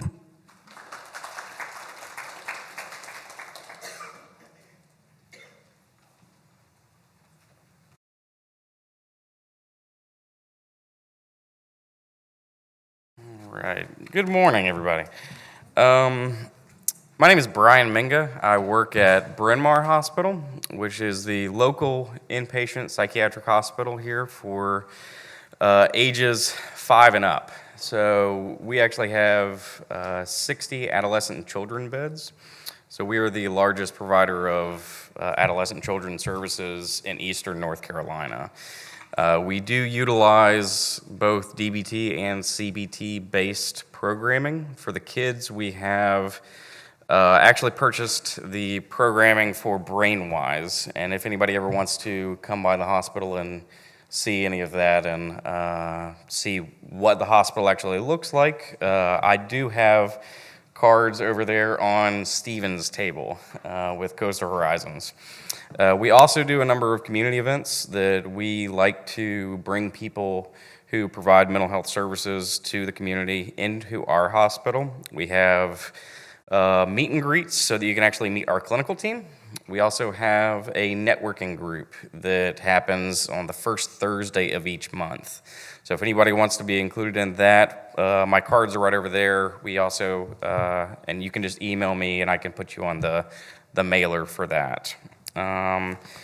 For the adolescent services, we do separate it generally by age for programming. So generally we will have 5 to 11, 5 to 12-year-olds, depending on whether they program best on a unit. And then we also have the adolescents. We do utilize rec therapy pretty heavily for that age group, just because they're kids and they need to have a little bit of alternative methods of therapy, especially since they're with us generally for about 10 to 12 days. So we do have pet therapy, we have art therapy, music therapy, and then we also utilize that for the adult programming as well. The one new thing about our hospital is that we have recently doubled our size in adult beds. So we should be able to help out more with our own community. Our goal, since we're in Eastern North Carolina and we're kind of in a pocket of ourselves here, is to first and foremost provide services for the local community. People can walk in the front door. We are an alternative to the emergency room. The one thing I will say is just make sure to give a call to us because we do provide services all for the entire state as well. So we want to make sure that we do have space for people. But our priority is here in Onslow County. The other program that we have is the residential program. So we have 18 beds. They're allocated for residential females. It is gender specific, but that is a longer-term program. It's generally 3 to 6 months. And if you have any questions about that, you do need to have those girls do need to have a psychiatric diagnosis, but it's for individuals that have not been able to maintain treatment at lower levels of care. So if they need a little bit more, if they need more time in a structured environment to work on coping skills, especially if there's anything in conjunction with personality disorders, we see a fair amount of that for that programming where they need more time to really learn those coping skills. That's a lot of what we do there. But our, if anybody ever has any questions about criteria for the facility, my card's over there. I'm more than willing to talk to family members about the programming that we do have. I'm pretty accessible, and I know a number of you here. So feel free, give me a call if you want to see the facility or have any questions. So thank you.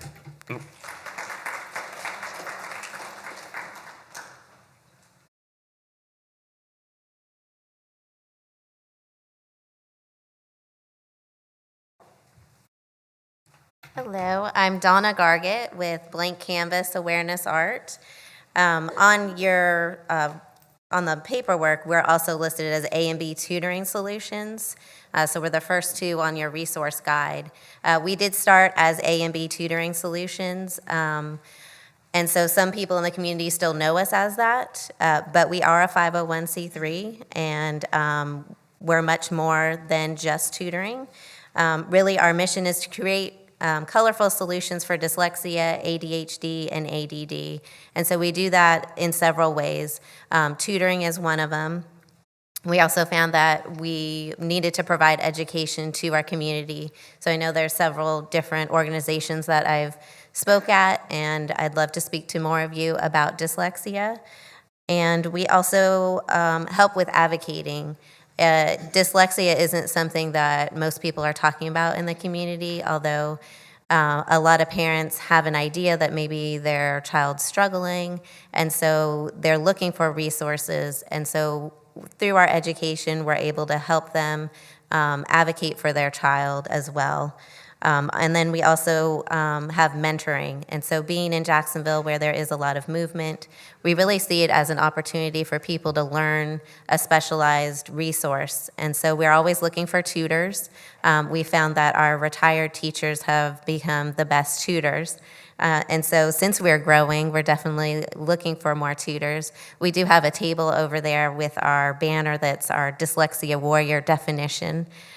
Because they truly are our dyslexia warriors. With the tutoring that we provide, it is very systematic, it's one-on-one, it's multi-sensory, because a lot of times the people that we serve are dealing with two things, not just dyslexia, but having issues with attention. So we're always looking for really creative tutors to be able to provide those services. And it is a big awareness month. So not only, we have several different things that we're bringing awareness to October, it's also Dyslexic Awareness Month. And so we have several ways that we try to bring awareness. And so you probably are wondering what's with all the artwork on the table. That's a way that we are trying to provide a positive platform for people with dyslexia. So we serve not only children, but we also serve adults. We're really striving to build self-esteem by focusing on one's individual strengths, and so being able to really express yourself creatively. So we have an art show going on right now at the Art Council, and we're bringing a bigger show to the Cameron Art Museum at the end of the month, and that will be on October 28th. It's been a really great experience to give adult dyslexics a platform because it really hasn't been something that people normally talk about.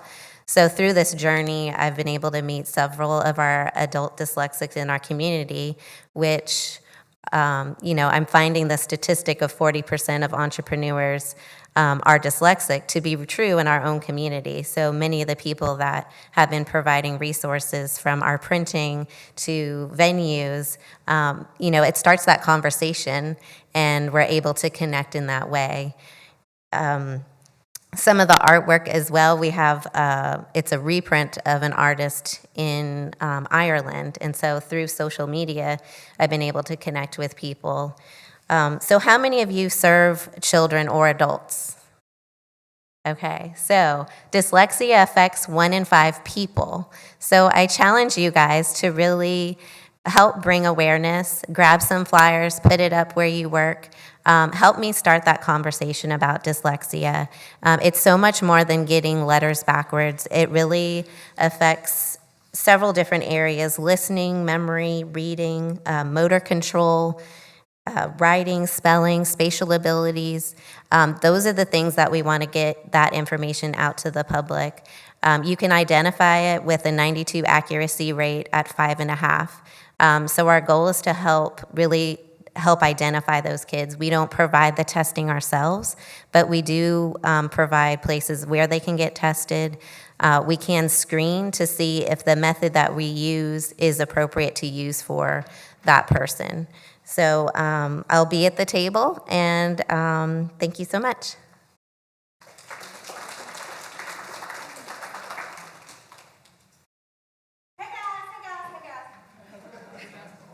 I don't know if y'all be able to see me. I'm a little bit short. Can y'all really see me? Okay. Barely. Okay. I'm Tondria Leach. I'm from Pierce Family Development Center, but I'm going to talk to you first about the Department of Social Services. On your guide is page 21. The Department of Social Services wasn't able to come today, so I'm going to talk briefly about their services. If anybody's ever interested in economic services, like food stamps is the old program, but now it's called Food and Nutritional Services. If they're interested in Medicaid, adult Medicaid, things of that nature, we do actually have the old building at DSS. They're going to be moving into our brand new building at Consolidated Human Services really soon as that parking lot is done. They've torn down the old hospital. But please do go to have your clients or anyone, if you need to take anybody to the Department of Social Services to apply for services. They are still located in the old Department of Social Services building. People can apply for Medicaid online. I don't think people know that they can have all of our forms at the Department of Social Services is online. They can apply for Medicaid. The Medicaid workers will then contact them. They will go through all the types of paperwork that they do need to get into them so that they can get them qualified. Medicaid, food stamps, any of that stuff. Also with the Department of Social Services, people like to think about baby snatchers. The Department of Social Services does provide child protective services. It is a mandated service for anyone in Onslow County, anything that has to do with child abuse, neglect, or dependency. We do have probably about 160 people employed just for child welfare and adult protective services. And you don't often think about adult protective services, but anybody over the age of 18 with a disability can also have neglect issues as well and abuse issues. Now I'm going to change over to peers really fast. Okay. By the way, there's some brochures about the Department of Social Services and peers over there. Pierce Family Development Center is a nonprofit. We do partner with the Department of Social Services. Department of Social Services is one of our biggest contributors, along with Onslow County Partnership for Children. All of our services that we offer at Piers are free services. We have the Adolescent Parenting Program for boys and girls who are under the age of 19 who are parenting or pregnant. We try to prevent a second pregnancy and keep those kids in school. We also have free parenting classes that we offer to anyone in Onslow County as well. And we have a child care program. We utilize the child care program Monday, Wednesdays, and Fridays from 9 to 1. So any of those services can be found on our Facebook or our website. Our website is piersfamilydevelopmentcenter.com. We also offer all types of different activities and fundraising events throughout the year, and through those we all need volunteers. Any teenagers that need SAT hours, we accept volunteers graciously. We are fixing to have our Pennies for Peers fundraiser. It's not really a fundraiser. It's a community event, October the 25th on a Wednesday night from 6 to 8. We're doing hot dogs. We're going to have a fire truck out there. We're going to have a police car doing the identikits. We have the rescue squad, and they're actually going to be doing CPR, infant CPR for parents that needs to know anything about that. So it's a great, safe place for kids to come out, dress in their costumes, have a great night, and everything is free for the community at that night. Okay? But please feel free to drop by 151 Cheney Avenue. We'll give you a tour. We'll talk about our programs in more than 5 minutes, I promise you. Any questions? And I think that was under 5 minutes. Where? The event is at the Piers House at 151 Cheney Avenue. We actually have brochures up on our Facebook and on our website. We also have a Bavarian Lawn Party that will also be right there on November 4th. And tickets are on sale for that one. Okay? Check us out.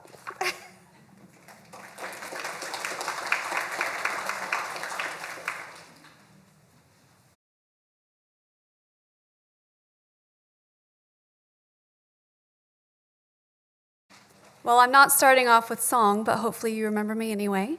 I'm Dandy Alexander. I'm the director of Onslow Literacy Council. October is also Literacy Awareness Month. Here in Onslow County, the illiteracy rate for adults is about 11%, and that may seem high, but in Duplin County, it's almost 19%. So 11 to 19% of adults in this community and in this area cannot read or write. So our services provide free individualized tutoring to them in all areas of education, really. Our primary focus is literacy. So we do start out with basic reading and writing, including phonics, and then we can work our way up to a 12th grade high school level reading and writing. We also offer basic math tutoring. We offer pre-high school equivalency. Now, that is a service for adults who are attempting to get their GED, or maybe they want to get their GED, but they're struggling in the class, or they're just not quite ready for the class. So they can sign up for our pre-high school equivalency program, and that helps prepare them to go take their GED test. We also offer ESOL tutoring, that's English as a second or other language. This is a very diverse community because it is military. So we do see a lot of residents here who do not speak English, so we are capable of teaching them English. We also offer citizenship classes. So for students who are wanting to take their citizenship exam, we can tutor them and help them prepare for that. Our services, again, are very individualized. Our goal is not to just teach adults to read and send them out the door. We want to make them feel like valuable members of our community and help them realize that they have a place no matter their level of education. So if a student just needs to know how to write a college paper, we will teach them just that. If they are starting out with phonics and their end goal is to get their GED, we will tutor them for as long as they want. Our services are free to our tutors, whom we do train, and to our students. So all of their curriculum is free to them. Our tutors, the new tutors, do have to go through about a 5-hour training class, and then the tutors' training is ongoing. So every other month we offer different sessions with them, such as mental health, to help them know how to help their students with things like depression and PTSD and refer them to other places. All of our staff and volunteers are unpaid. It's an entirely unpaid volunteer program. So we do have some brochures over there if you're more interested.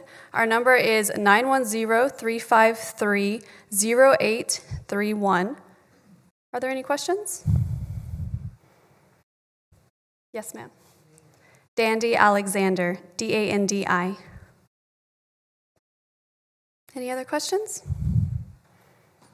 Okay, thank you.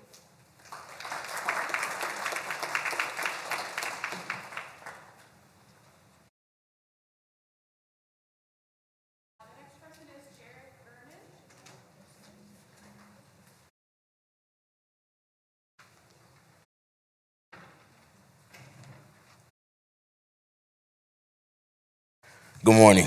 Again, my name is Jarek Vernon. I'm one of the program directors at Eastern Carolina Human Services Agency, Inc. That's a mouthful. We've been providing services for low-income families for a very long time. We've administered several different programs over the years. We currently administer the Section 8 Housing Choice Voucher Program, and a lot of people aren't aware that there are other programs than just Section 8 housing. Through that same program, there's a home ownership program, as well as a housing program for individuals with disabilities. One of the other programs that we have is the Community Services Block Grant Program. What that program does, it assists low-income families, helps them become self-sufficient. And they provide a lot of assistance, and that assistance is based on need. So if an individual has an education barrier, then it would be assistance for education. If it's a barrier, such as utilities, things like that, financial assistance can be provided. Everything is based on need, and it's to get that family able to be self-sufficient. And then the other program that we administer is the NC Serves Coastal program. I'm a little biased about that program because I am the director for that program. I'm also a Air Force, United States Air Force veteran. I'm super passionate about assisting veterans and military-connected families. And the beauty of NC Serves Coastal, we coordinate services and resources for veterans, service members, as well as their families. And the way that we do that is we utilize a shared software platform that connects participating providers together under one umbrella. And really what that means is that an individual, there's three ways that a family member can enter the network. One way is by dialing the 1-800 number. We take that need, the coordination center receives that referral, and then we triage it out to those providers who can best assist that individual. The other way would be by going online. The individual makes the request online. That referral goes to the coordination center, and then it's sent electronically to those providers who can assist those needs. And the last and the best thing about the service is a provider referral. Julian, can you come here for a second? And Brianna, can you come here for a second really quickly? So the way this would work, today, can you be a housing provider for me? Okay. So the way it would work, the average individual or family member generally would be seeing Julian because he provides housing. That's what they're coming to see Julian for, is housing. So along that conversation, that intake process, that individual may say something like, man, look, the reason why I need to find another house is because I lost my job, because, my wife left me. All these other things Julian's taking note of, but as a participating provider, he can say, 9 times out of 10, he's going to have most of the information that we would need already. So he'll say, let's go ahead, we're going to take care of your housing crisis, we're going to get you in the right direction with that, but all those other things that I can't provide, look, I'm a member, I participate with NC Serves Coastal. So let's go ahead and do your referral. Julian, put that referral, tell that story. If the individual is crying or going through these things, think about this. That one story, once he captures that information, that individual does not have to tell that story ever again. Because when we receive that referral, as long as Julian is doing what he needs to do to help that gentleman, or a female will receive that information, and then we can take and plug those referrals out to the utility provider, which could be you, to the education provider, which could be you. All those referrals are sent simultaneously, and because we know and understand the providers that are on our network, we're only going to send you a smart referral. But still, you can't assist that individual. Gotcha. You can't assist that individual. So the good thing about it is you just simply hit the button, reject it. That person doesn't get called. They don't get that no and have to go somewhere else again. It goes back to the coordination center. Then we just send it to someone else. We may send 5 referrals.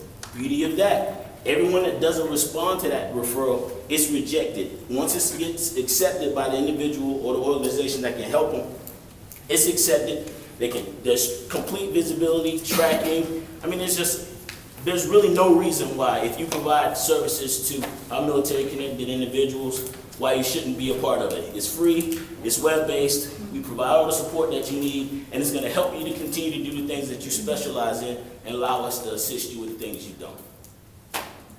Thank you.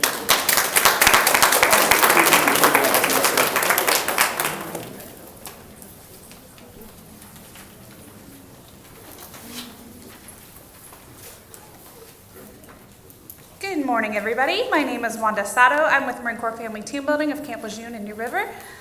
Today I'm going to talk about our 5 core programs that we have at Marine Corps Family Team Building. We do serve both bases. One of our programs is our Life Skills.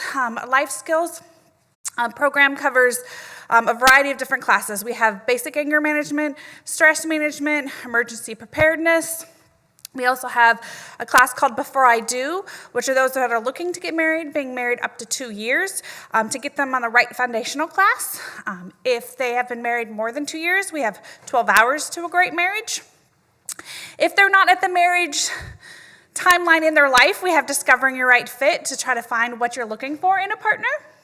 We also do 4 lenses classes to understand different temperaments and understand the people that you work with, your friends, and their personalities and why they do the things that they do. We also have family readiness programs trainers. They train all of our command teams, so commanding officer, chaplain, command teams advisors, and the sergeant majors. Our family readiness officers, I know we have at least one in the house, about the base services, as well as we help with them as well, coordinate with their deployments as well. Readiness and employment support training is what I do. So we do all of the pre-deployment briefs, in the MISS or in the mid-deployment briefs, return and reunions to make sure that they're successful pre-deployment, throughout their deployment, and as they're returning home. We also have a program once a month called While We Wait for those kids that parents are deployed for ages 5 to 12. It's normally the second Friday of every month, depending if there is a holiday, to have children be around other children that parents are deployed and to learn about different coping skills and different character traits that they can help their parents that are forward deployed or back at home. We also do a military readiness binder, which is basically your life in a book. So let's say someone has to come in and help take care of your family, or your husband doesn't know or your wife doesn't know when the car payment is due. All of that will be in your life binder. We also have our volunteer coordinator program. So if you're an organization out in town and have no affiliation with the military and you're looking for volunteers, you can contact our volunteer coordinator, Sarah Harwell or Jennifer Sutton, and they will help get you volunteers. Maybe it's a one-time event, or maybe it is an event that's going to be ongoing. You just need a volunteer to help answer phones, things like that. They can help you with that as well. And then we also have our, let me see if I remember, Life Skills Family Readiness Program training. I'm forgetting one. Why am I forgetting one?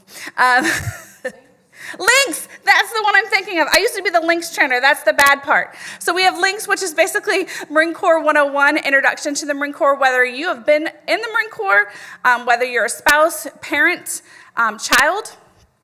We do Spanish and English links.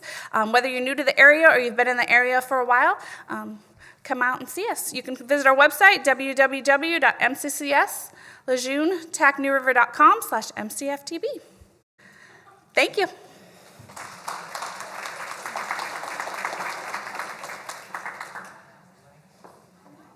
Good morning. My name is Samantha Watkins, and I work with NC Works Career Center.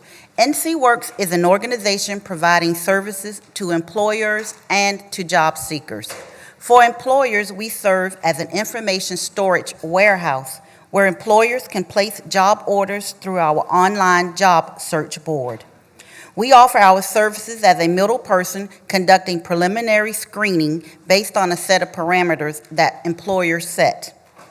We are a great source for employers who are small or self-owned because we can be the middle person and we can save them time and money because we do the preliminary screening and then we refer qualified candidates to them whom they interview and then they find the best fit for their organization. For the job seeker, we provide services to assist with enhancing transferable skills gained from over a lifetime of experience that help them become job ready. We do this by offering workshops as resume writing, developing your network, surviving financial crisis, interview prep, navigating the federal employment and resume, navigating NC Works in your job search, and overcoming barriers. We also have a CRC lab that is equipped with internet and computers, and it also has Wi-Fi. It's free for the public use. We have limited printing, scanning, and fax services available also that are free to the public. We also have a free job search registration website, which is www.ncworks.gov, where you can conduct free job searches. And we welcome you at our place of business, which is 461 Western Boulevard. Thank you.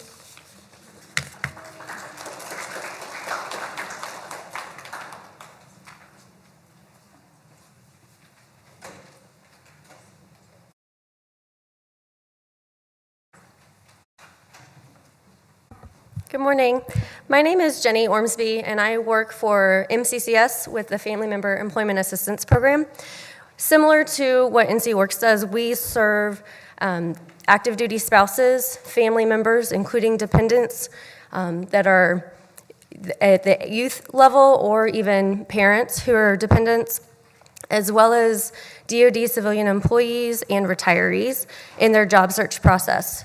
So we provide comprehensive services, whether it includes job searching, targeting a resume or creating a resume, interviewing preparation, salary negotiations, whatever it is that the individual needs in their job search process, we are there to provide that support. We also have a computer lab where individuals can come and do their job searches and they can seek our assistance. It's open, so they can drop in at any time, 8 to 4:30, or they can schedule an appointment one-on-one to meet with us for resume assistance. We also teach classes that cover a lot of those similar topics, including interview techniques, resume writing, navigating the USA Jobs process, and navigating the MCCS employment. So any kinds of questions that they have, they can come to us. So again, it's active duty spouses, dependents, DoD civilian employees, anyone who can basically get on base and to see us, we provide that supportive assistance. We also do outreach with local employers and promotion of vacancies on our Facebook page. We have over 900 followers on our Facebook page. So anyone who's seeking to fill opportunities, like whether they're volunteer opportunities or internships or they have vacancies for employment, we can post those for you as well and hopefully get you some quality candidates to fill those positions. In the spring, this year, we partnered with the Jacksonville Youth Council in order to host the volunteer and teen job fair. And so if anyone is trying to fill those volunteer type of positions, especially in preparation for the summer, you can always contact me. My contact information is on page 17 in the booklet. And so we can have you participate in our job and volunteer fair in order to fill those positions. One thing that I wanted to promote is the fact that within our classes, we also partner with Coastal Carolina Community College in order to host their human resource development classes on base at Terra Terrace location. With those classes, as well as the classes that we host, we provide childcare vouchers. So we know that that's a big barrier to their attendance, and especially in them looking for employment. And so we don't want that to prevent them from fulfilling those needs. And so we can help pay for their childcare options. It has to be on base though. So at the CDCs that are located on base, they have to be registered with resource and referral, and then they reserve the hourly childcare, and we would cover that for them for the 30 minutes prior to their class to the 30 minutes after the class. All right, thank you very much.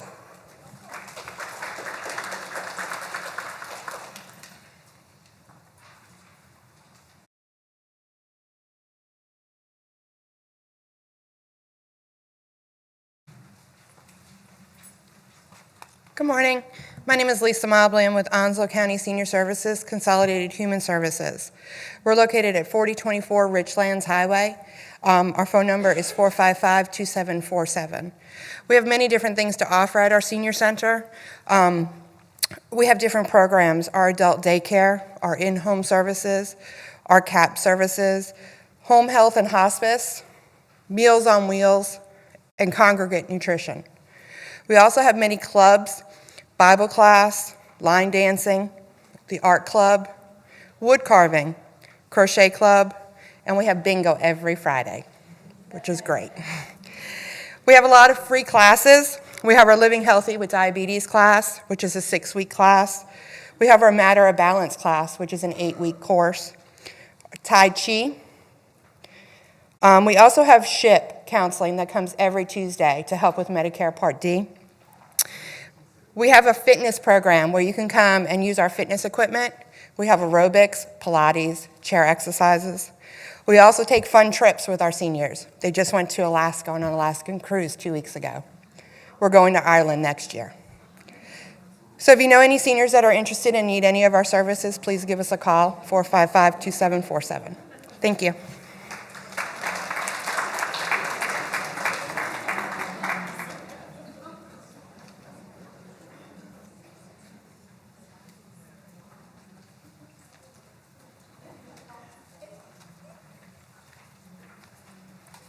Good morning, everyone. My name is Allison Nilsson. I'm a licensed clinical social worker.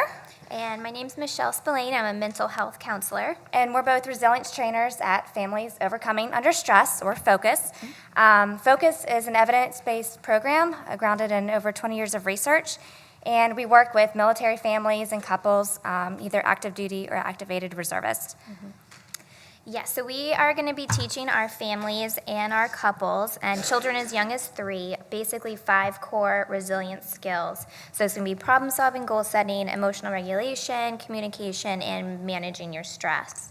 And so we teach those skills to increase the family's closeness, their support, their communication, and their adaptability. So most people generally know us as the deployment program. Sorry, I can't get my words out. We do a lot of that. So whether it's a pre-deployment, in the middle of a deployment, coming back from a deployment reintegration, we do a lot with helping the family adjust to that, the kids adjust to that and understand what that looks like. In addition to that, we provide sessions focused around any type of transition, whether that's maybe some behaviors that you might be seeing in children, moves, just moving to the area or about to move to a different area, new schools, things like that. As Michelle mentioned, we see kids as young as 3, so we adapt about our 3 and our 4-year-olds to our early childhood program. We do a lot of interactive, fun, engaging activities with them. And then with our 5-year-olds and up, we still do some fun, engaging, interactive things with them as well. About 2 or 3 sessions are devoted just to the kids. About another 2 or 3 sessions are devoted just to the parents. And then the rest of our sessions are for the whole family to kind of bring those skills together and integrate them as a family and learn how to support one another during difficult times, cope with whatever life stressors may be. So a total of about 6 to 8 different sessions throughout the course of training, but that's obviously adapted just based on the goals of the family, the needs of the family. Right.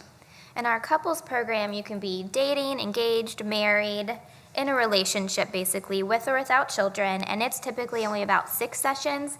And so we'll be teaching our core skills in each one of those sessions, as well as discussing whatever the couple brings in, their unique issues or problems that they might have going on. So you can come in and see FOCUS for family or couples, you can come in with an identified problem in the relationship that you want to work on, or you can just come in anticipation of a stressor that's going to be coming up. So whether that's we see a lot of people they come in to talk about upcoming moves, or there's a deployment, or coming home from deployments like Allison had said, because we recognize that these huge changes have an impact on every person in the family. And so you might be seeing some behaviors in a child, like regressive behaviors, or they might be acting out, or maybe the couple isn't communicating as well as they were before. And so we help our families come back together and feel supported again. And so our couples program, you can have kids, you might not have kids. So we generally still steer people in the direction of that route if they have kids who are under 3 and they want to go through the program. Like Michelle mentioned, they can be married, dating, engaged, as long as they're a couple. We also have another adaptation solely devoted to our wounded, ill, and injured population. We have a specific trainer at the Wounded Warrior Battalion for that. That program is essentially the same as our traditional family or couple program. It's just adapted to different psychoeducation skills, tools that we use in light of their story. Another thing that we provide is workshops. So we'll come out and do a workshop for a unit or a school out in town, and just on a specific topic, whether it's managing stress or communicating better, a wide variety of topics. So we also incorporate workshops into our repertoire. So referrals, our families can be self-referred or referred by provider, just as long as we have a consent that we can actually call the family and talk to them. We are a free program. We are confidential as well.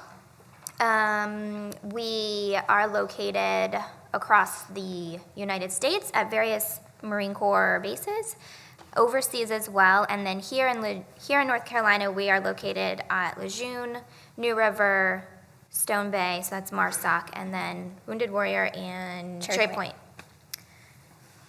And I think that's it. We have a few brochures and cards at the table kind of in the middle there, so if anybody has any questions or concerns, feel free to come stop by, take some information, and we'll try to answer your questions. Yep, thank you.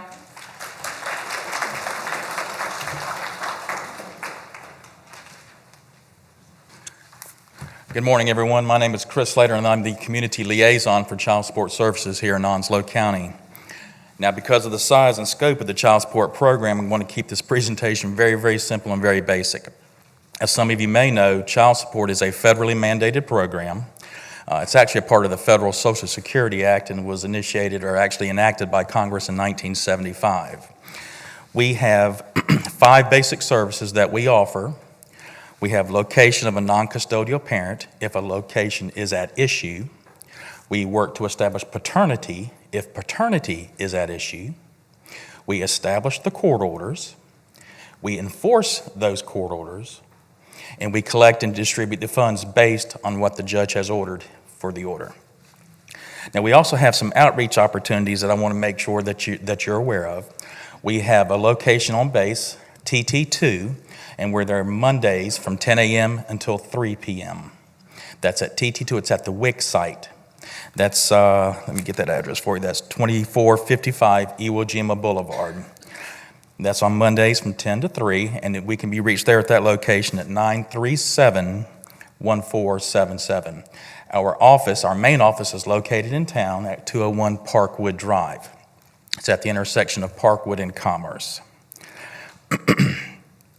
We have a website that you can access our services. You can get the application offline, or you can come into our office, fill out the application, pay the associated application fee, and the services will begin at that point.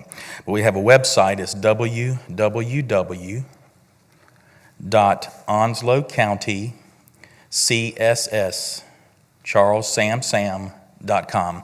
That's onslowcountycss.com. Thank you very much.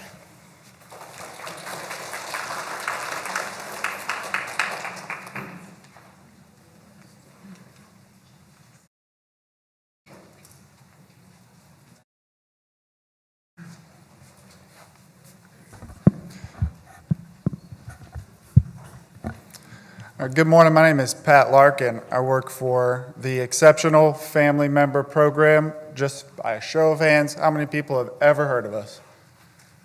All right. I'm just kidding. No. Our program provides local support, networking, workshops, events for military families who have a dependent with a special medical or educational need. The primary purpose of the Exceptional Family Member Program is to ensure that the active duty service member does not get stationed somewhere where services are not available to meet their dependent who has a special medical or educational need.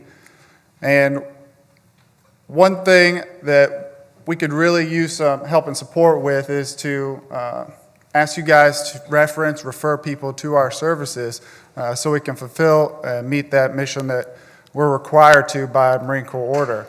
It's important to the Marine Corps so much that Kampa back in April 1990 decided to sign it into order that this was a mandatory program, and if you do have a dependent with special medical or educational needs, you enroll so we can take care of you. So that way that Marine can go to work every day and focus on his or her mission. And that mission is defending this country and our freedom. So, how can we work together? Well, we refer out to all of you guys in this room, and I'm actually really humbled to live in a community and county such as Onslow where we have such a strong network of support services to offer to our military families. And I'm also seeing not just military families, but residents of Onslow County who might not have any connections. So thank you guys for what you do. And we will continue to support you guys and refer our clients to your programs so they can be stronger, more resilient, and contribute to the mission of the Marine Corps. What we're seeing is that people don't understand the definition of special medical or educational need. Several of our top 10 enrollable conditions are actually things you can't visibly see on somebody. ADHD and ADD is number 1. Asthma, allergies, respiratory distress, number 3. And we have some delayed milestones of childhood development that you can't see as well. So helping us by educating your clients will ensure that we're meeting our mission and the Marine Corps is meeting their mission. And I look forward to speaking with you guys after we're done networking and eating lunch and answer any more specific questions that you may have. Thank you.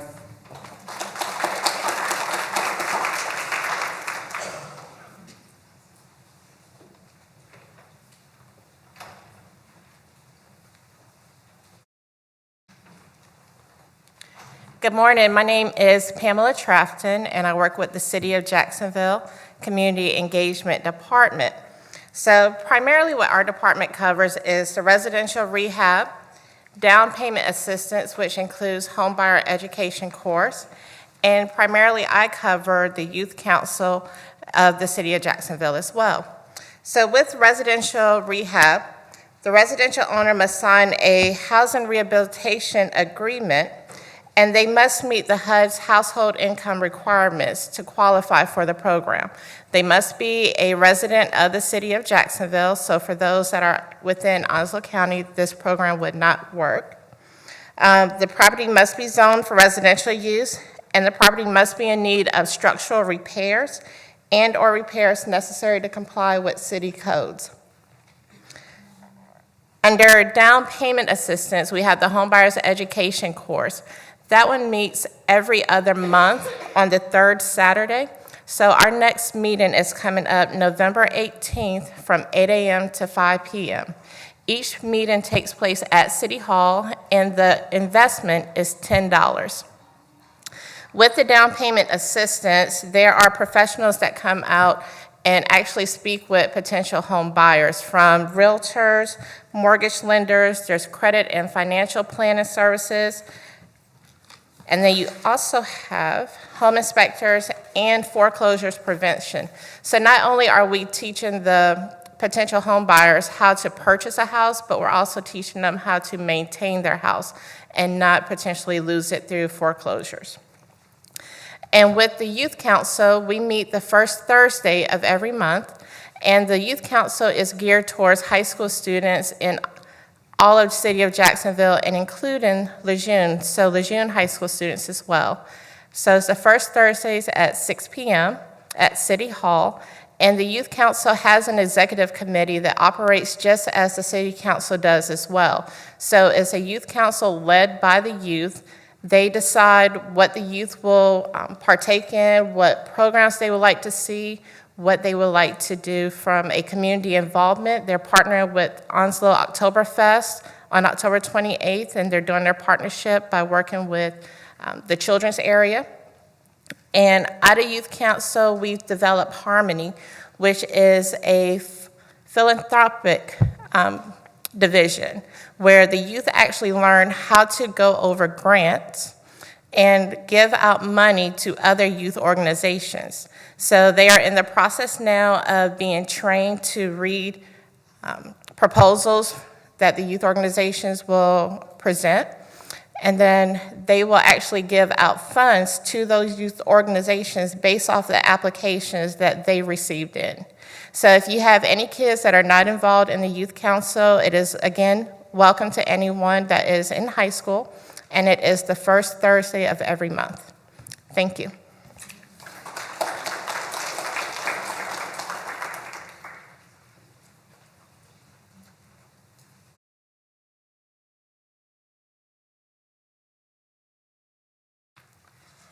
Good morning.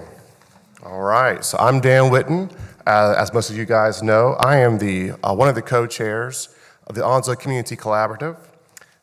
To add to the list, I'm also the president of the NAMI Onslow affiliate that is growing. I serve on JCPC, the Juvenile Crime Prevention Council, Civic Affairs, and the Reentry Council for Onslow and Jones County, and also the Homeless Coalition. So there's me really fast in a nutshell. So the Onslow Community Collaborative, as some of you guys know, historically has always met at Trillium. In February of this year, we got together and said, what are we doing and who are we? So we actually formed some bylaws, got officers in place, and we've been making some serious strides in this community. We forged a mission and some vision. So real briefly, our mission is basically we are a forum of collaboration, advocacy, and action for families, agencies who serve children, youth, and families, and community partners. And our vision is truly to promote the sharing and really the centralization of resources, accessibility, and accountability across communities to ensure that children, youth, and families are healthy, safe, and successful at home, school, and in their communities. That's a mouthful, but that's what they wrote, so I had to go by it. So, the collaborative. So I tell you what, we do TEDx talks. We do a lot of presentations. We make a presence in the community. We bring together the minds of providers, the minds of educators, the minds of families, and even youth. Anything that relates to mental health, substance use, or the IDD worlds, we bring it under one roof the first Monday of every month from 8:45, 9 to 10:30. And we have a phenomenal conversation every month about what's happening locally and in the county in regards to mental health, substance use, and IDD, and what needs to happen. Ashley Coakley with Easter Seals is the other co-chair, and I think we've been rocking it out. I could be wrong, but I think that we're doing a good job at making some strides. In regards to our mission to be advocacy and to be that forum, we are present in mind, body, and spirit at our city and county functions to make sure that the voices of those with mental health or substance use battles or the IDD challenges are being heard. With the next 4 years coming with $53 million more of budget cuts to mental health from our General Assembly, we have a lot of work to do, and we all have stresses in our own networks and professions. So we are definitely present and at the forefront of the conversation locally with our partners, the Sheriff Department, law enforcement, mobile crisis, Trillium is there as well, and the school system as well. So. That is a little bit about the collaborative. And today I heard a lot of fantastic things from different providers, different agencies, and what you guys are doing in the hearts and the minds and the spirits of our kids, and our community. I want to see someone from every agency on this book today at our collaborative meetings every first Monday from 9 to 10:30. If you can, we do serve free Starbucks, if that's something. So, and hopefully as we grow, we'll have some pastries there, but we'll see. I'm trying to lose weight, so.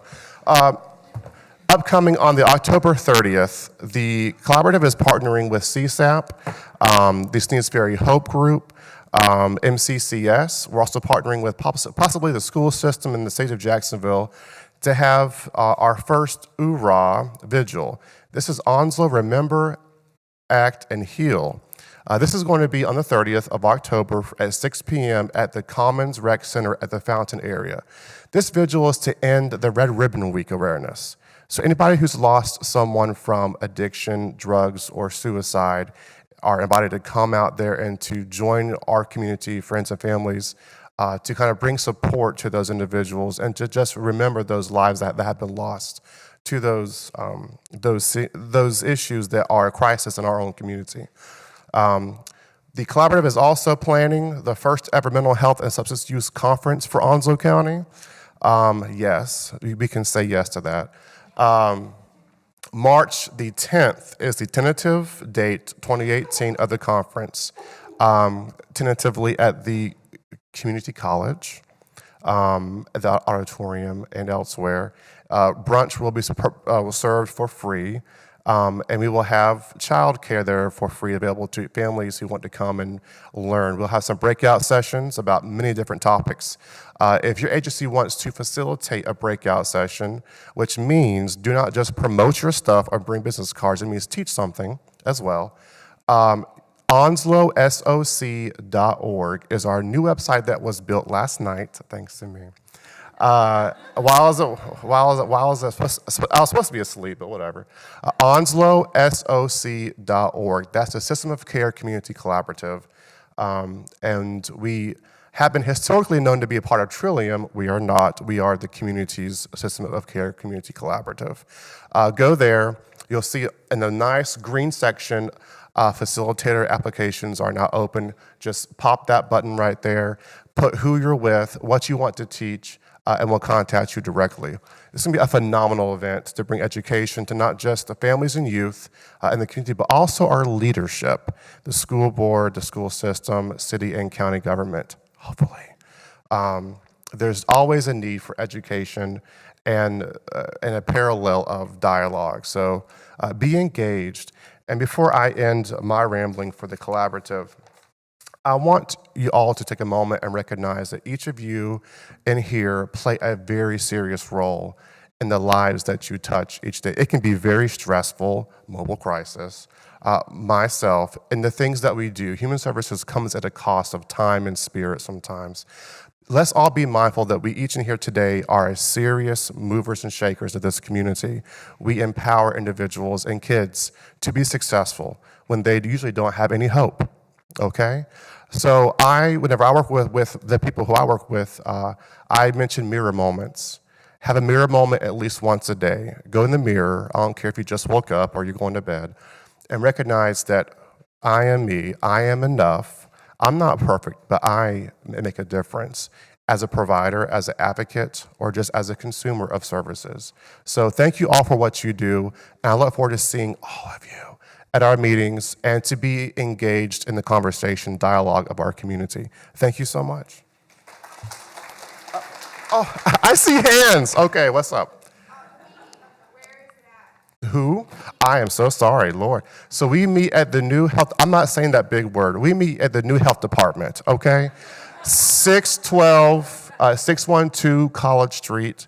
A fantastic use of our tax dollars, if I might add, and a brilliant facility, and lots of collaboration happening upstairs and downstairs. So, and excuse me, if you work in that building already, I better see you down there, okay? It's just an elevator trip down. And I'll talk to Hyde and to Miss Lee for you too. What day of the week? Sure, it's the first Monday of each month. Oh yes, I love change and progress. So, we had to transcend from the Trillium, which we're very grateful that they were able to host us for the years that the collaborative exists. but we wanted to grow. We are now every first Monday, and to be able to use that facility, we had to change it to Monday. So it's the first Monday of each month from 9 to 10:30, and free Starbucks. Please be there. Bring questions. Bring things that you see as a challenge or a barrier in your experience in the community and what you do. Things that can be addressed as a group, as a think tank, if you will, so we can bring it to actuality at city and local government and the community. So, any more questions? Sweet. Thank you. And Miss Holbrook is coming up. Here she is.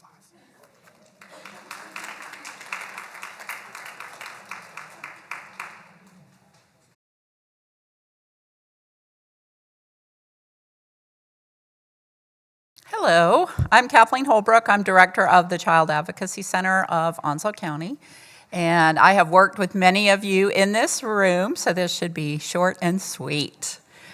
We are a division of the Onslow County Partnership for Children, and we have been operational since August of 2010. We evaluate local children who have been sexually abused or physically abused, and we do that in concert with our investigative partners. That would be all of the law enforcement agencies that serve Onslow County at the local, state, and federal levels, as well as DSS, and they are on site with us when we perform those services. So what do we do at the Child Advocacy Center? We offer child forensic interviews, which are specialized interviews that are non-leading in nature. We do comprehensive medical examinations. We link to community mental health providers, but we will soon have our own mental health providers on site. We have advocacy services that start at the moment the child walks through the door until that case goes to criminal court, which in Onslow County is on average 2 to 3 years after the crime was committed or the individual was arrested. We also do case review on a monthly basis so that all of our community partners are aware of that case from the moment of intake through successful prosecution, which in our community is at the 97% rate, which is fantastic. Yes. Before we had a child advocacy center, it was less than 40%. And we also provide prevention activities. We do all of this with the assistance of our local multidisciplinary team. We have over 20 agencies that are represented on that team, and their agency heads sign off on a protocol and interagency agreement each year, pledging their support of the Child Advocacy Center model, and that child abuse cases will be investigated and treatment will be provided in a uniform fashion, regardless of which jurisdiction that crime occurred with the child. We have 3 medical providers at the current time who provide the medical evaluations of children, and they are rostered through UNC Chapel Hill, the Child Medical Evaluation Program. We have 2 forensic interviewers, we have 3 advocates, and we will soon have the mental health providers on site. We are currently seeing about 250 children per year. Sometimes that number goes up a little higher. And about 73% of all of the children we see each year have been sexually abused, 27% have been physically abused, and more than 11% of the children we see have had multiple types of victimization.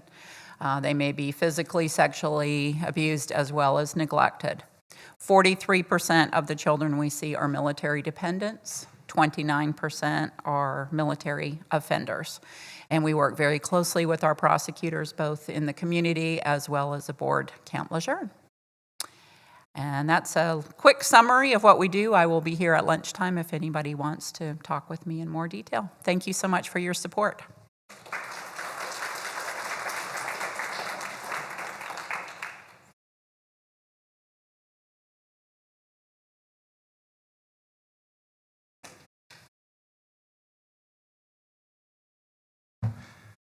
Good morning, and how do I follow such a great presentation by my friend Kathleen Holbrook? My name is Hans Miller. I'm your sheriff, Onslow County. And just a rundown, I think our mission at the Onslow County Sheriff's Office is increase the quality of life and actually increase the safety of our citizens. And I'm talking about our elderly, our adults, and specifically our children. So one of the many missions that we have is to combat child abuse, sexual abuse, domestic violence, and people in crisis.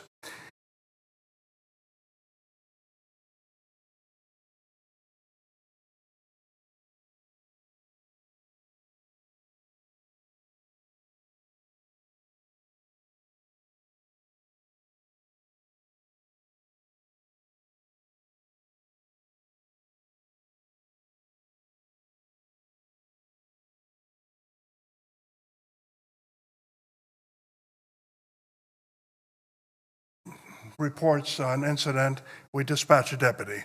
Now, I would like to reduce the response times, and we've done that to a point, but there's more to be done as well. But those are the bread and butter of law enforcement. Those are the people that you see serve you, serve the community, and increase the quality of life and reduce victimization. Our patrol division is the most visible. And we get all kinds of calls for service: trespassing, violence, general criminal, breaking and entering, larceny, and everything. And those calls for service have to be handled properly with professional people. And our philosophy is to treat each person like they want to be treated. The golden rule: politeness, professionalism. The most visible is the patrol division. Our investigative division has several different sections. General criminal, those are the general crimes that require investigation. And then we also have our narcotics division. And by the way, last night we had a joint forum at the Jacksonville City Hall where city, county, Bryn Mawr, the hospital, and other individuals were basically, we're forming a team because it takes teamwork to reduce opioid victimization. And that is available through G10. The next division is CSI. CSI uses forensic science to identify evidence that actually helps us solve a crime, because that victim, we work for the victim. That's who we work for, and that's our philosophy. And then one particular unit that I think will absolutely make a lot of sense is a special victims unit. And that SVU, Special Victims Unit, investigates crimes against children. I wish there were no crimes against children, but they do exist. They need to be investigated properly, and crimes against women as well. And I know I'm strapped for time. There's so much to talk about. Our jail division is currently at 350. The people that are in jail for a reason. However, they are citizens. They have civil rights. They need to be supervised, protected from themselves. They need to be fed. If they require medical treatment, it needs to be provided to them. And sometimes you almost have to be an amateur psychologist to be a detention officer, because they're around people that are in jail for a reason, and they have to handle themselves properly as well. So, in a nutshell, we are working together with other agencies, DSS, Child Advocacy Center, our school divisions, our health department, Women's Shelter, OCPC, the Partnership for Children, peers, and other law enforcement agencies, because it takes cooperation and it takes teamwork for all of us to make a difference in our community. We also do this, and I'm very proud that we have neighborhood watches all over the county where citizens form a partnership with us. They provide that information for us. And also town hall meetings where we are out among the people, finding out where the problems are so we can put the assets to help solve the problems. And we are in our first ever Citizens Academy, where I think we had our 4th meeting just recently. We're going to have another one in January where we're going to do the best. And the people that are in it right now are very happy that they've chosen to participate in it. Having said that, we are available. We are for the people, and we do the best that we can. If there's ever anything that needs to be fixed, let us help you fix it. And thank you, and we had a good turnout today. So, any questions? Our table is over there. Thank you.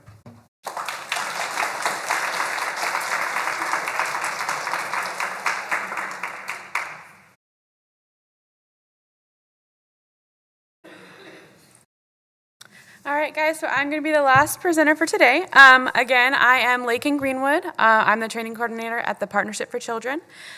We are a private nonprofit agency that focus on advocating for children and providing services for the healthy development of children. We do this by serving families, early educators, as well as just the community as a whole. Our main mission is to build brighter futures in our community for children, just for everybody. We just want the future to be bright. We have three main goals. We want to, first of all, reduce child abuse and neglect everywhere that it reaches. We want to eliminate it. We want to work ourselves out of a job. We also want to, again, just support healthy development in children and also in families. And then we also want to increase reading level and reading proficiency within Onslow County. So to do that, we have two different sort of divisions of programs. We have family services programs, and we also have early care and education programs. For our family services programs, we have our Child Advocacy Center, which Kathleen has very eloquently spoken about already, which focuses on treatment, training, and prevention of child abuse and neglect. We also have our Early Head Start program, which serves expectant mothers and children that are 0 to 3. This program provides well checks, physicals, as well as home-based home visits for families so that they can receive services for their children. It is federally funded and research-based, and they do need a wait list. They love to serve families like foster children and anybody. It is income eligible, but if you know any families, please feel free to refer them.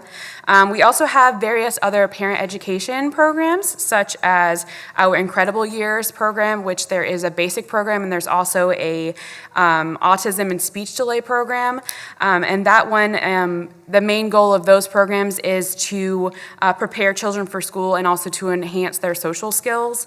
It's an evidence-based program that serves children 2 to 8 years old.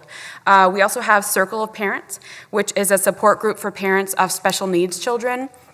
The ultimate goal of that organization is to provide information and resources to help these families deal with that situation and then any challenges so that they can get support for that. But also, we try to celebrate the successes in those families and make it a more positive focus than just, seeing what are the challenges.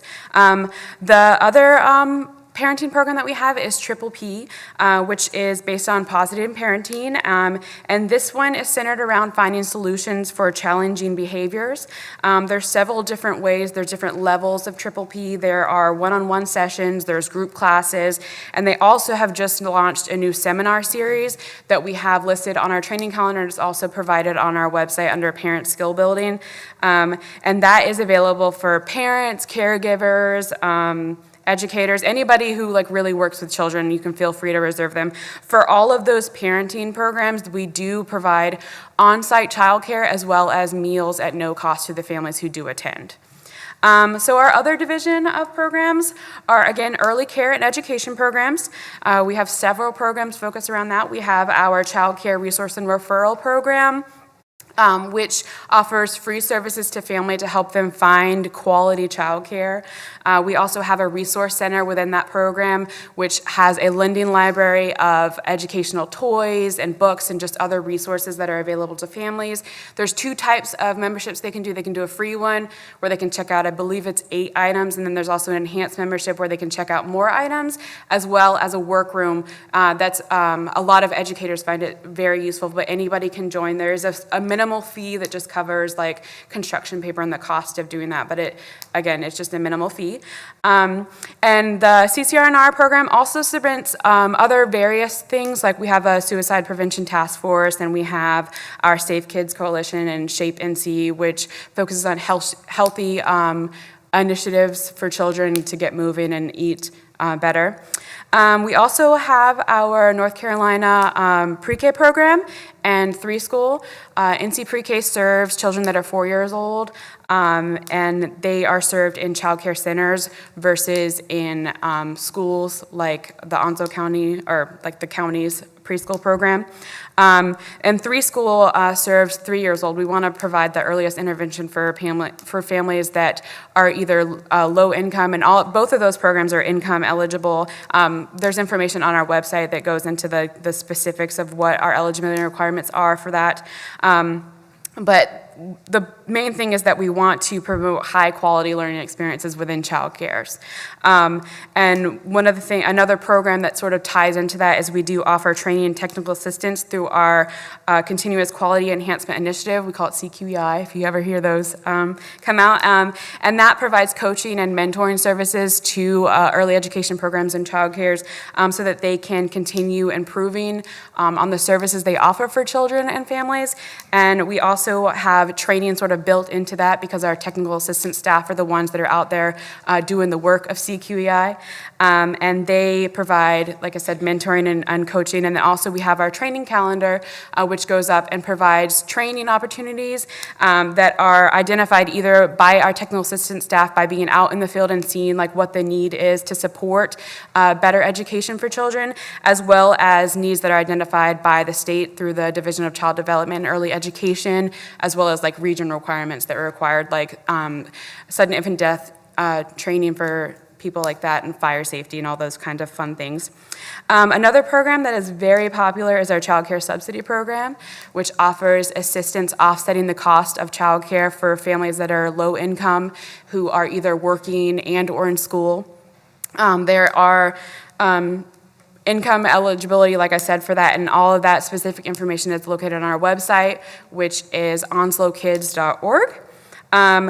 Another program that we have is literacy, which is super fun. We just got Imagination Library Grant, which is very exciting, so we can provide books to children to promote reading, which is one of my favorite things. I'm a total nerd. We also offer story walks in various parks around the community where families can go there and they can read a story as they get some exercise and walk, and it's a really fun thing to take. You can just plan field trips or even just take your families there yourself. And we also all have little free libraries now, which are little buildings where we provide books, and people can also put books in there where families can just come up and take resources and have a book to read. We do that, we collaborate with OUTS as well to provide books on buses. And we do have a new program, which is our 21st Century Community Learning Center, which will be piloted at Northwoods Elementary, and it provides an after-school learning center. So we thank you for being here. That really is like the wrap up of here. So you should have gotten evaluations when you got your participant folder. Please make sure to fill those out before the end of the day. We want to get your feedback on what worked for today, what could be improved on, so that we can continue providing quality events for everybody. Also, you got your resource guide. There was a printed copy in your folder. I plan on sending out an electronic copy of that to you. If you have been receiving my emails, either participant or presenter reminder emails, you will already get one. If you have not been receiving that for some reason, that means that I do not have your correct email address. So make sure you let one of us know, and we will get your correct email address, and I'll make sure that gets sent out to you. Our next event is, we usually do it twice a year, so the next one is probably going to be sometime around April. If you are on our distribution list, just like this time, you should be getting something around that time. And please feel free to refer people to our distribution list so that they can get information. If they say they want to do it, just have them send me an email. Thank you so much for being here.